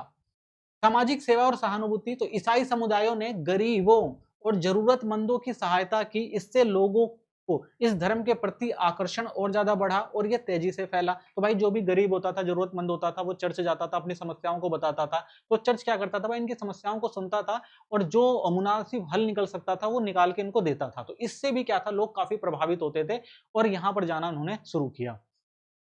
रोमन साम्राज्य के दृष्टिकोण की बात करें तो प्रारंभिक में सहिष्णुता थी, यानी जब शुरू में यह धर्म आया तो रोमन साम्राज्य आपको पता है भाई बहुदेववादी था और विभिन्न धर्मों के प्रति सहिष्णुता रखता था भाई, हर धर्म को वो लोग मान्यता देते थे। तो प्रारंभ में ईसाई धर्म को यहूदी धर्म का हिस्सा समझा गया, इसलिए विशेष विरोध नहीं हुआ। तो उनको लगा भाई ये भी क्या होगा, यहूदी धर्म का ही कोई हिस्सा होगा, बहुदेववादी परंपरा तो चलती थी, तो इसलिए इसका विरोध नहीं किया गया, इसको आगे बढ़ने दिया गया, ठीक है। विरोध और दमन क्यों हुआ, तो जैसे जैसे ईसाई धर्म फैलने लगा आप देखेंगे रोमन शासकों को यह खतरनाक प्रतीत हुआ। ईसाई रोमन देवताओं और सम्राट की पूजा करने से इनकार करते थे, इससे उन्हें राज्य के विरोधी माना गया। यानी आप देख रहे हैं कि ईसाई धर्म क्या कह रहा था भाई, सभी व्यक्ति समान है, लेकिन आप देख रहे थे रोमन साम्राज्य में सम्राट को राजा और ईश्वर का वंशज माना जाता था, उसकी पूजा की जाती थी। जब इसके विरोध में लोग बोलेंगे तो क्या होगा, राजा को अच्छा लगेगा नहीं, तो राजा क्या करेगा भाई, उस धर्म को क्या करेगा, खत्म करने का प्रयास करेगा ही करेगा। तो परिणाम स्वरूप आप देखेंगे उन्हें दंडित और प्रताड़ित किया गया। तो इसलिए जो भी इस धर्म को फैला रहा था उसको दंडित और प्रताड़ित करना शुरू कर दिया गया। सम्राट नीरो और डायलिशियन के समय में बड़े पैमाने पर आप देखते हैं जो है ईसाई धर्म का दमन किया गया। सहिष्णुता और स्वीकृति, तीसरी शताब्दी के बाद आप देखेंगे ईसाई धर्म अत्यधिक लोकप्रिय हो गया।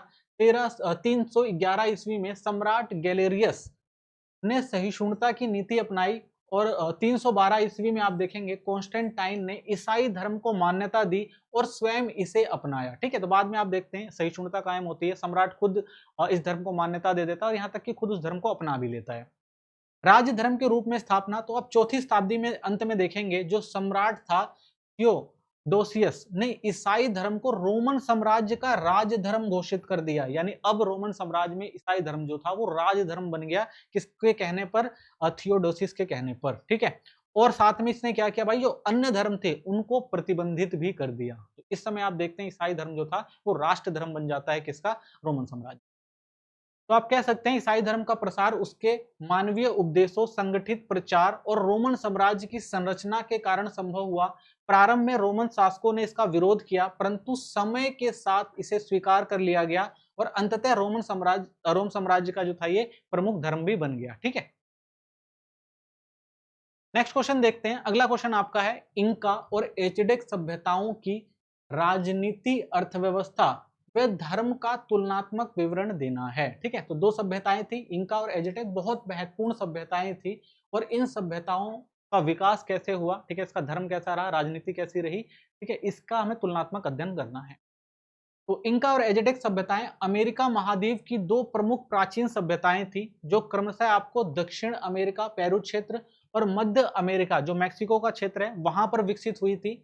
दोनों सभ्यताओं में आप देखेंगे राजनीति, अर्थव्यवस्था और धर्म के क्षेत्र में उल्लेखनीय विकास किया, ठीक है। तो उस समय में बड़े पैमाने पर यहाँ पर विकास आपको देखने को मिलता है, परंतु उनके स्वरूप और कार्यप्रणाली में महत्वपूर्ण भिन्नताएं थी। लेकिन ये दोनों जो सभ्यताएं थी ये अलग अलग तरह से जो है विकसित हुई थी, ठीक है। तो इसको समझना है क्वेश्चन में। तो सबसे पहले राजनीतिक व्यवस्था की बात करें तो इंका साम्राज्य अत्यंत आप देखेंगे केंद्रीकृत और संगठित था। इसका शासक जो था वो सापा इंका कहलाता था, जिसे सूर्य देव का प्रतिनिधि माना जाता था। प्रशासनिक व्यवस्था सुव्यवस्थित और पूरे साम्राज्य में प्रांतों का बंटवारा किया गया था और अधिकारों के माध्यम से आप देखेंगे शासन चलाया जाता था। तो जो इंका साम्राज्य था, सापा इंका ने इसकी स्थापना करी थी। सूर्य देव का उसको क्या माना जाता था, प्रतिनिधि माना जाता है, ठीक है, कि भाई ये सूर्य देव ने इसको शासन करने की इजाजत दी हुई है, ठीक है। इसने अपने साम्राज्य को बहुत सारे प्रांतों में बांट दिया था। हर प्रांत के अंदर उसने क्या कर रखे थे भाई, राजा होता था, अलग अलग प्रांत में बांट दिया था। हर प्रांत में वो क्या करता था भाई, अपने अधिकारी रखता था और वो अधिकारी क्या करते थे, प्रशासन चलाते थे और जवाबदेही किसके प्रति होती थी, राजा के प्रति होती थी। तो इस तरह से प्रशासन वहां पे चला करता था। इसके विपरीत आप देखेंगे जो एजिडिक सभ्यता है, ठीक है, इसमें सम्राट हुई तेलोतुआनी का शासन था, परंतु उनकी व्यवस्था कुछ हद तक सामंती और सैन्यवादी थी। ठीक है, तो सामंती थी और सैन्यवादी आपको देखने को मिलती है यहाँ पर जो व्यवस्था चल रही थी। एजेटेक राज्य कई नगर राज्यों के संघ के रूप में विकसित हुआ था, जिसमें विजय और युद्ध का विशेष महत्व था। ठीक है, तो जो एजेटेक सभ्यता थी उसमें जो राजा होता था उसने क्या किया भाई, अलग अलग क्षेत्रों को क्या किया, जीत लिया। ठीक है, और इन अलग अलग क्षेत्रों को जीत कर वो चलाता था। तो वो क्या करता था, इन क्षेत्रों में सैनिक रख देता था। ठीक है, या कोई भी अपना एक जो कह सकते हैं सामंत रख देता था और उसके द्वारा जो है वो प्रशासन को चलाया करता था। ठीक है, यानी ये राज्य के अंदर छोटे छोटे क्षेत्रों में नहीं बटा था, बल्कि इसने छोटे छोटे राज्यों को अपने कब्जे में कर रखा था।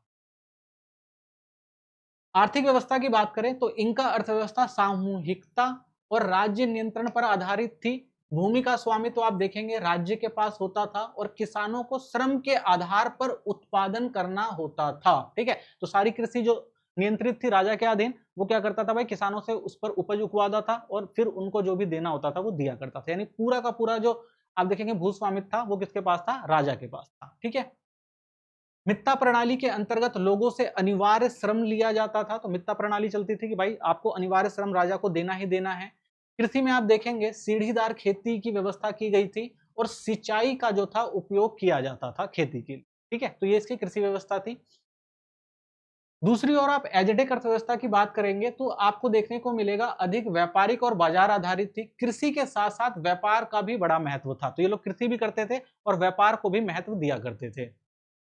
यहाँ पर आप देखेंगे चिंपा प्रणाली यानी झीलों में तैरते खेत का उपयोग कृषि के लिए किया जाता था। ठीक है, एजेटेक समाज में व्यापारी वर्ग, ठीक है ना, पोस्टेक का महत्वपूर्ण भूमिका निभाते थे। तो यहाँ पर भी कृषि अच्छी खासी होती थी और ये क्या करते थे भाई, व्यापार भी किया करते थे। ठीक है, तो दोनों काम यानी मिश्रित तौर पर ये अपनी अर्थव्यवस्था को चलाते थे। धार्मिक व्यवस्था की बात करें तो इनका धर्म जो था वो प्रकृति आधारित था। सूर्य देव इंटी की पूजा प्रमुख थी यहाँ पर। अनेक धर्मों में पूर्वजों की पूजा और प्राकृतिक शक्तियों का सम्मान भी किया जाता था। तो मेन देवता आप देखेंगे इनके जो थे वो सूर्य देव थे, जिन्हें इंटी के रूप में पूजते थे। और बहुत सारे और भी जो थे देवताओं की लोग पूजा करते थे, अपने पूर्वजों तक की पूजा करते थे। ठीक है, प्राकृतिक जो शक्तियां होती थी उनकी भी ये लोग पूजा किया करते थे, जैसे सूर्य देव हो गए, ठीक है ना, वर्षा देवता हो गए। तो इस तरह की भी ये लोग पूजा वगैरह किया करते थे। मानव बलि की प्रथा सीमित थी और धार्मिक अनुष्ठान अपेक्षाकृत शांतिपूर्ण होते थे। तो यहाँ पर आप देखेंगे मानव बलि के थोड़े बहुत साक्ष्य कहीं पर मिल जाते हैं, लेकिन यहाँ पर आप पूरी तरह से नहीं कह सकते कि यहाँ पर जो था बड़े पैमाने पर मानव बलि दी जाती होगी। ठीक है, और इसलिए आप देखेंगे यहाँ पर जो धर्म था वो भी क्या था, शांतिपूर्ण धर्म था इनका। ठीक है, तो शांतिपूर्ण तरीके से ये लोग अपने अनुष्ठान किया करते थे। इसके विपरीत आप एजेटेक धर्म में देखेंगे तो ये यहाँ पर आपको कठोर और अनुष्ठानिक था। तो यहाँ पर जो धर्म था कठोर था और बहुत तगड़े अनुष्ठान यहाँ पर किए जाते थे। अनेक देवताओं की पूजा करते थे जिसमें युद्ध और सूर्य देवता प्रमुख थे। तो ये लोग क्या करते थे भाई, युद्ध और सूर्य देवता, क्योंकि ज्यादातर साम्राज्य का विस्तार करते थे, आसपास के इलाकों को जीतते थे, तो युद्ध इनके देवता हुआ करते थे और सूर्य इनके देवता हुआ करते थे। एजेटेक समाज में आप देखेंगे मानव बलि की परंपरा अत्यंत व्यापक थी। तो यहाँ पर आप देखेंगे बड़े पैमाने पर ये लोग क्या करते थे, मानव बलि दिया करते थे। भाई जो साम्राज्य आसपास के इलाकों को जीत रहा था तो उसके लिए मानव बलि तो कोई बड़ी बात थी ही नहीं। जिस देवताओं को प्रसन्न करने के लिए आवश्यक माना जाता था, तो ये लोग मानते थे भाई देवता तभी प्रसन्न होंगे जब मानव बलि दी जाएगी। ठीक है, तो ये इनकी धार्मिक मान्यता थी। समानताओं की बात करें तो दोनों सभ्यताएं कृषि पर आधारित थी और दोनों में शासक देव्य शक्ति से जुड़ा हुआ था। तो ये इसकी इन दोनों सभ्यताओं की आपको समानता देखने को मिलती है। धर्म का समाज और राजनीति पर आपको गहरा प्रभाव देखने को मिलता है। दोनों में आप देखेंगे विशाल साम्राज्य और संगठित प्रशासनिक संरचना देखने को मिलती है। दोनों साम्राज्य विशाल थे, प्रशासनिक जो व्यवस्था थी वो भी संगठित थी। ठीक है, विभिन्नताओं की बात करें तो इनका व्यवस्था अधिक केंद्रीकृत और कल्याणकारी थी, जबकि आप एजेटेक व्यवस्था में देखते हैं ये सैन्यवादी और विस्तारवादी थी। ठीक है, इनका अर्थव्यवस्था राज्य नियंत्रित आपको देखने को मिलती है, जबकि एजेटेक में आप देखेंगे व्यापार और बाजार को भी जो है महत्व दिया जाता था। धार्मिक दृष्टि से भी इनका अपेक्षाकृत शांतिपूर्ण था, जबकि एजेटेक में आप देखेंगे मानव बलि की जो प्रथा आपको देखने को मिलती है, तो ये थोड़ा आपको शांतिपूर्ण देखने को नहीं मिलता यहाँ पर धर्म जो है। तो इंका और एजेटेक सभ्यताओं ने अपने अपने क्षेत्र में उच्च स्तर की राजनीतिक, आर्थिक और धार्मिक आप देखेंगे व्यवस्थाएं विकसित की थी। यद्यपि दोनों में कुछ आपको समानताएं और कुछ विभिन्नताएं देखने को मिल जाती हैं, चाहे वो आप कृषि क्षेत्र में देख लें, राजनीतिक क्षेत्र में देख लें, धार्मिक क्षेत्र में देख लें, ठीक है, या अर्थव्यवस्था के क्षेत्र में देख लें, तो कुछ आपको विभिन्नताएं भी देखने को मिलती हैं। इसके बावजूद आप कह सकते हैं कि प्राचीन सभ्यताओं में इन्होंने जो अपनी संस्कृति का विकास किया, ठीक है, और ये एक उत्कृष्ट उदाहरण है सभ्यता के विकास का, ठीक है। नेक्स्ट क्वेश्चन देखेंगे, सामंतवाद के दो चरणों में किस प्रकार उत्पादन के संगठन में परिवर्तन आए। तो इसमें हमें देखना है कि भाई सामंतवाद के दो चरण आते हैं, पहले चरण में सामंतवाद कैसा होता है और दूसरे चरण में सामंतवाद में क्या परिवर्तन आता है। तो देखिए, सामंतवाद मध्यकालीन समाज की एक महत्वपूर्ण आर्थिक और सामाजिक व्यवस्था थी। तो मध्यकाल में आपको सामंतवाद बड़े पैमाने पर देखने को मिलता है, जिसमें आप देखेंगे भूमि जो होती है वो उत्पादन का मुख्य साधन थी, है ना, जो भी होता था वो भूमि पर होता था। इस व्यवस्था में उत्पादन का संगठन समय के साथ बदलता गया, तो बाद में आप देखेंगे जो उत्पादन का संगठन था वो भी समय के साथ बदलता चला गया। सामान्यतः सामंतवाद को दो चरणों में समझा जा सकता है, तो सामंतवाद को हम दो चरणों में समझेंगे। सबसे पहला प्रारंभिक सामंतवाद देखेंगे और उसके बाद हम विकसित या उत्तर जो सामंतवाद था उसको समझेंगे। और इन दोनों चरणों में आप देखेंगे उत्पादन के संगठन, श्रम संबंधों तथा उत्पादन तकनीकों में बहुत ही महत्वपूर्ण परिवर्तन देखने को मिलते हैं। तो इन दोनों चरणों में आपको देखने को मिलेगा कि उत्पादन के संगठन में भी परिवर्तन आया और श्रम संबंधों में भी परिवर्तन आया, ठीक है। चलिए डिटेल में देखते हैं। तो प्रारंभिक सामंतवाद में उत्पादन का संगठन, यानी जब प्रारंभ में सामंतवाद शुरू हुआ तो उस समय उत्पादन का संगठन कैसा था। तो देखिए, प्रारंभिक सामंतवाद में उत्पादन मुख्यतः स्थानीय और आत्मनिर्भर था। गांव उत्पादन की मुख्य इकाई था, जहां किसान कृषक अपने उपयोग के लिए उत्पादन करते थे। उत्पादन का संगठन सरल था, भूमि सामंतों के नियंत्रण में थी और किसान उस पर काम करते थे। श्रम का स्वरूप प्राय बेगार या बाध्य श्रम था, जिसमें किसान को अपनी उपज का एक हिस्सा सामंत को देना पड़ता था, ठीक है। तो सामंतवादी व्यवस्था क्या थी? सामंतवादी व्यवस्था ये थी कि भाई जो राजा हुआ करता था, तो राजा ने क्या किया, एक जमीन, ठीक है ना, एक जमीन जो थी वो किसको दे दी, एक व्यक्ति को दे दी, ठीक है। एक व्यक्ति को जमीन दी और वो जमीन क्या बन गया, इसका लैंडलॉर्ड बन गया, ठीक है, जमीन का मालिक बन गया, ठीक है। अब देखिए, जमीन दे दी गई है इसको, ठीक है ना, लैंडलॉर्ड बना दिया गया है। अब लैंडलॉर्ड को राजा को क्या करना पड़ेगा भाई, सेवा देनी पड़ेगी। जब राजा को जरूरत पड़ेगी, राजा को जरूरत है, तो उसको हमेशा उसकी सेवा व सुरक्षा के लिए तैनात रहना पड़ेगा, ठीक है। जब जब राजा बुलाएगा इस जमीन के मालिक को, जिसको जमीन दी है, कि भाई मुझे सेवा की जरूरत है, मुझे सुरक्षा की जरूरत है, आप सैनिक लेकर आ जाओ, तब तब इस जमींदार, इस लैंडलॉर्ड को राजा के पास जाना पड़ेगा। तो इस तरह से सामंती व्यवस्था जो है वो विकसित हुई। तो राजा ने क्या किया भाई, ऐसे बहुत सारे सामंत बनाए, सबको जमीनें दी और अपने प्रति क्या किया, वफादार बनाया। तो ये व्यवस्था ऐसे ही चलती रही। अब जो सामंत होते थे वो क्या करते थे, इस जमीन पर किसानों से क्या करवाते थे, खेती करवाते थे, ठीक है। किसानों से खेती करवाना इंपॉर्टेंट होता था भाई, उन्होंने क्या दिया था कि आपको यहाँ पे खेती करनी पड़ेगी, जो श्रम यहाँ पर करना ही पड़ेगा, जरूरी है, ठीक है। तो यहाँ पर जो भी जमीन पे जो भी उत्पादन होता था, ठीक है, उस उत्पादन का कुछ हिस्सा जो है वो किसानों को दे दिया जाता था कभी-कभी, या फिर तो उनको बेगारी भी करवाई जाती थी। तो ये व्यवस्था आप देखेंगे सामंतवाद के जरिए चलती थी, ठीक है। इस चरण में आप देखेंगे बाजार और व्यापार का विकास बहुत सीमित था, इसलिए उत्पादन का उद्देश्य केवल जीवन निर्वाह था, ना कि लाभ अर्जन। तकनीकी विकास भी बहुत कम था और कृषि पद्धतियां भी पारंपरिक थी। तो ये पूरा का पूरा आप देखेंगे जो सिस्टम था, उसमें कोई भी आपको व्यापारिक गतिविधि देखने को नहीं मिलेगी, ठीक है ना, या कोई भी लेन देन देखने को नहीं मिलेगा। खेती में कोई नई तकनीक देखने को नहीं मिलेगी, पारंपरिक तरीके से खेती हो रही थी, ठीक है। तो यानी पुरानी चीजें जो है यहाँ पर कायम थी और उसी के हिसाब से उत्पादन हो रहा था और उसी के तरह आधार पर क्या है, अर्थव्यवस्था भी चल रही थी, ठीक है। प्रारंभिक चरण की अगर प्रमुख विशेषताएं आप देखेंगे तो इस चरण में उत्पादन का संगठन व्यक्तिगत या सामूहिक श्रम पर आधारित था, लेकिन नियंत्रण पूरी तरह सामंतों के हाथ में था, ठीक है।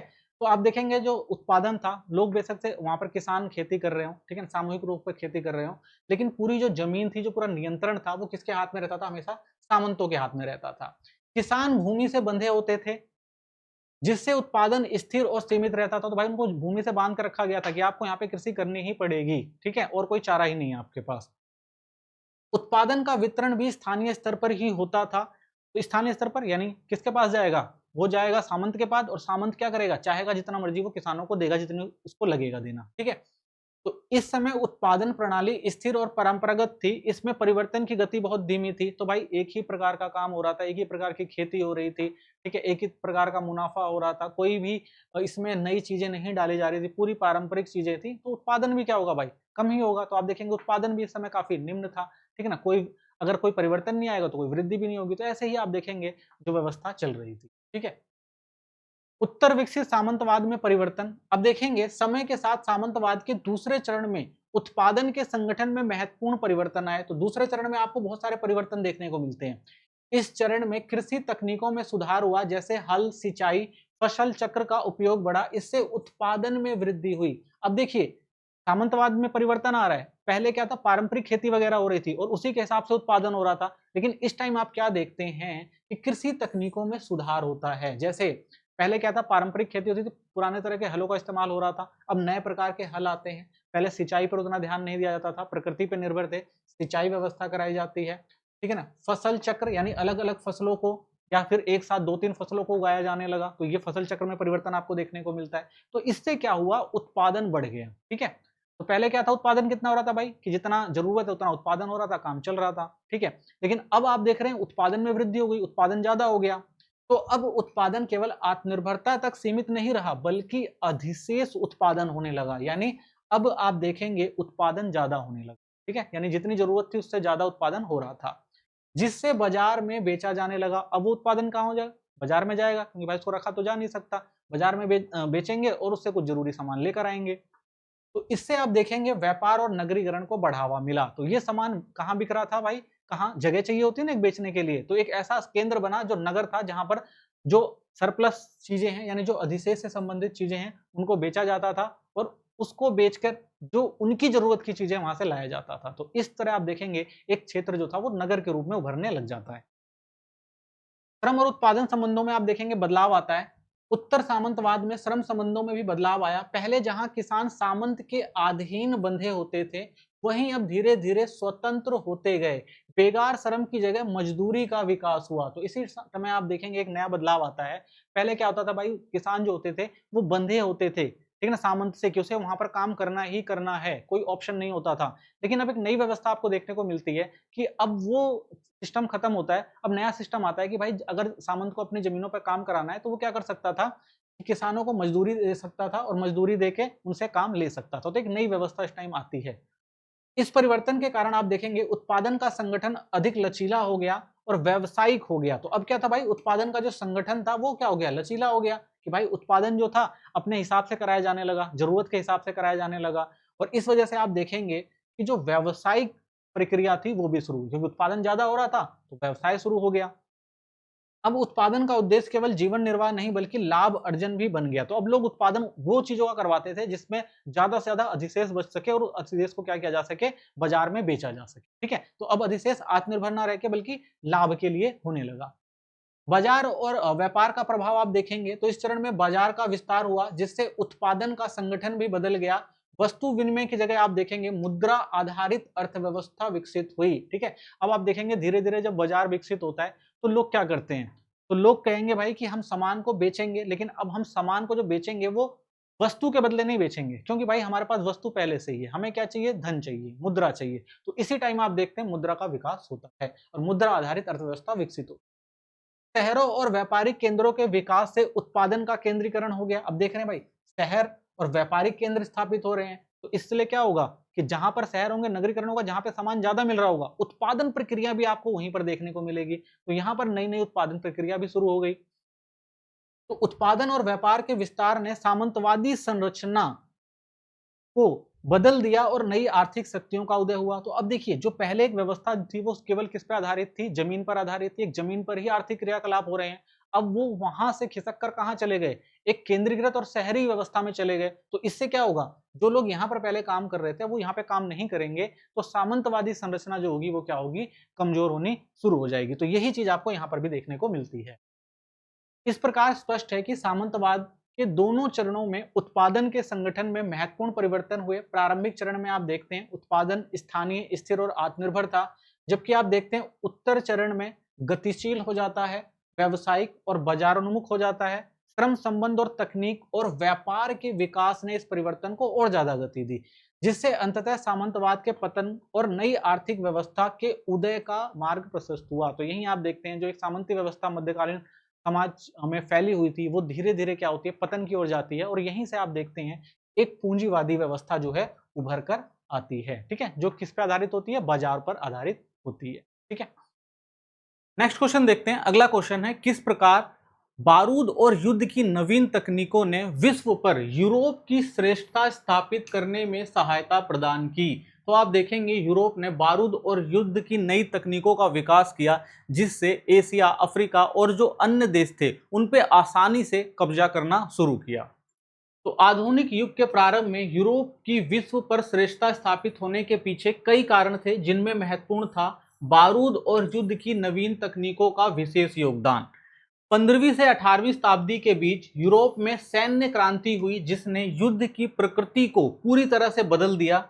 इन नई तकनीकों ने यूरोपीय शक्तियों को एशिया, अफ्रीका और अमेरिका पर प्रभुत्व स्थापित करने में सहायता प्रदान की, क्योंकि ये जो नई तकनीक लेकर आए थे, बारूद लेकर आए थे, बंदूकें लेकर आए थे, इनका मुकाबला आप देखेंगे ये जो क्षेत्र थे नहीं कर पाए। तो इसलिए इन क्षेत्रों को आसानी से जो है यूरोप के देशों ने विजय कर लिए।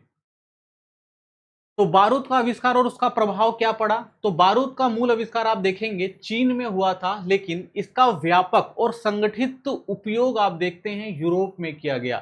तो बारूद की जो आप देखेंगे खोज वो चीन के लोगों ने करी थी, लेकिन इसका अच्छे से इस्तेमाल यूरोप के लोग कर पाए। यूरोपियों ने बारूद का उपयोग युद्ध में अधिक प्रभावी ढंग से किया, जिससे पारंपरिक हथियारों जैसे तलवार और भाले का महत्व कम हो गया। तो जहां पर युद्ध होगा भाई, कोई भाले और तलवार से लड़ रहा होगा और कोई बंदूक से लड़ रहा होगा, यानी दूर से ही फायर करेगा और उस व्यक्ति को मार देगा। तो जाहिर सी बात है कि यूरोपीय लोगों ने ये किया और आसानी से जो है युद्धों को जीतना शुरू किया। बारूद के प्रयोग से युद्ध अधिक घातक और निर्णायक बन गए, जिससे यूरोप की सैन्य शक्ति में वृद्धि हुई। तो बहुत ही घातक लड़ाइयां हुआ करती थी। जैसे तलवार से आप एक आदमी को मार सकते, लेकिन बारूद से, ठीक है ना, तोप से आप क्या करते थे, सैकड़ों की संख्या में लोगों को मार सकते थे। तो इससे क्या हो गया, इनका प्रभाव आप देखेंगे युद्ध क्षेत्र में अधिक प्रभावी हो गया। तोपों और आग्नेयास्त्रों का विकास किया गया। तो यूरोप में आप देखेंगे तोपों और बंदूकों का तीव्र विकास हुआ। किलों और नगर दीवारें जो पहले अभेद मानी जाती थी, अब तोपों के सामने कमजोर साबित होने लग गई। यानी पहले क्या होते थे, बड़े बड़े किले बना लिए जाते थे, बड़े बड़े दरवाजे लगा दिए जाते थे, जिससे सैनिक बाहर ही रह जाते थे, किले में नहीं प्रवेश कर पाते थे। लेकिन जो बड़ी बड़ी तोपें आई, तो इन तोपों ने इन गेटों को तोड़ना बहुत आसान बना दिया। तो जिससे क्या करते थे, किले में घुस जाते थे और आसानी से उस क्षेत्र को जीत लिया करते थे।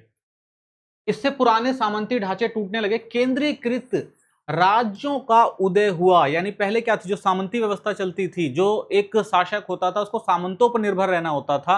अलग अलग सामंत होते थे, उनकी सेवा उसे मिलती थी या सैन्य शक्तियां उसे मिलती थी जब जरूरत होती थी। अब ये चीज खत्म हो गई। अब राजा क्या करता था भाई, खुद अपनी एक सेना बनाता था और केंद्रीकृत रहता था, और जहां उसको युद्ध लड़ने होते थे वो अपनी सेना के आधार पर युद्ध लड़ने लगा। यूरोपीय सेनाओं ने मस्कट और राइफल जैसे हथियारों का उपयोग करके अपनी युद्ध क्षमता को कई गुना बढ़ा दिया। और उसके आप देखेंगे कि थोड़ी पोर्टेबल राइफल वगैरह आ जाती हैं, हल्की राइफल आ जाती है, जिनको कैरी करना आसान हो जाता है और युद्ध लड़ना इनसे और ज्यादा आसान हो गया। सैन्य संगठन और अनुशासन में सुधार। तो आप देखेंगे यूरोप में केवल हथियार ही नहीं, बल्कि सैन्य संगठन और प्रशिक्षण में भी सुधार हुआ। स्थायी सेनाओं का विकास हुआ, नियमित वेतन और प्रशिक्षण दिया जाने लगा। यानी अब क्या हुआ, सैनिकों की भर्ती की जाने लगी। ठीक है, अब सामंतों से सैनिक नहीं मंगाए जाते थे, राजा ने खुद क्या किया भाई, एक ऐसा संगठन बनाया जहां पर क्या होता था, सैनिकों की भर्ती की जाती थी, उन्हें प्रशिक्षण दिया जाता था और प्लस में उनको वेतन दिया जाता था। तो वो पूरी की पूरी आप देखेंगे किस पर निर्भर थी, वो राजा पर निर्भर थी। ठीक है, तो इसलिए आप देखेंगे जो सेना होती थी वो राजा के प्रति ज्यादा वफादार होती थी। सैनिकों में आप देखेंगे अनुशासन, रणनीति, समन्वय पर विशेष ध्यान दिया गया। यानी सेना को अनुशासित किया गया, उन्हें युद्ध कौशल सिखाया गया। उन्हें क्या किया गया भाई कि आप अनुशासन में रहेंगे और जो सैनिक कमांडर कहेगा उसी के हिसाब से आपको चलना होगा। ठीक है, यानी पूरा एक मैनेजमेंट शुरू हुआ। तो इससे यूरोपीय सेनाएं अन्य क्षेत्रों की सेनाओं की तुलना में अधिक संगठित और प्रभावी बन गई, क्योंकि पहले से ये लोग रणनीति बनाते थे और उसी रणनीति के आधार पर जो है सेना को चलना होता था। और सेना जो होती थी एक कमांडर के नियंत्रण में होती थी और उसके निर्देशों का पालन करती थी। तो इससे आप देखेंगे इनकी कार्य क्षमता जो है और ज्यादा प्रभावित हुई। नौसैनिक शक्ति और समुद्री युद्ध तकनीक। तो यूरोप की श्रेष्ठता का एक प्रमुख कारण था उसकी मजबूत नौसेना। बारूद आधारित तोपों के जहाजों पर लगाए गए, जिससे समुद्री युद्ध में यूरोपियों को बढ़त मिली। तो दूसरे देशों पर कब्जा करने के लिए भाई समुद्री यात्राएं करनी पड़ती थी और समुद्री यात्राओं के दौरान कई बार हमले होते थे सेनाओं पर। तो जब आप देखेंगे इन्होंने एक प्रभावी नौसेना जो है तैयार करी और उस नौसेना के जहाजों पर भारी तोपें लगाई जाती थी, जिससे अगर आसपास के कोई भी उन पर आक्रमण करता था तो उस तोपों से वो जवाब देते थे। और इससे आप देखेंगे कि समुद्री युद्ध में हमेशा यूरोपी जो थे वो जीतने लगे। ठीक है, इसलिए समुद्र पे भी आप देखेंगे उनकी श्रेष्ठता जो है धीरे धीरे कायम हो जाती है।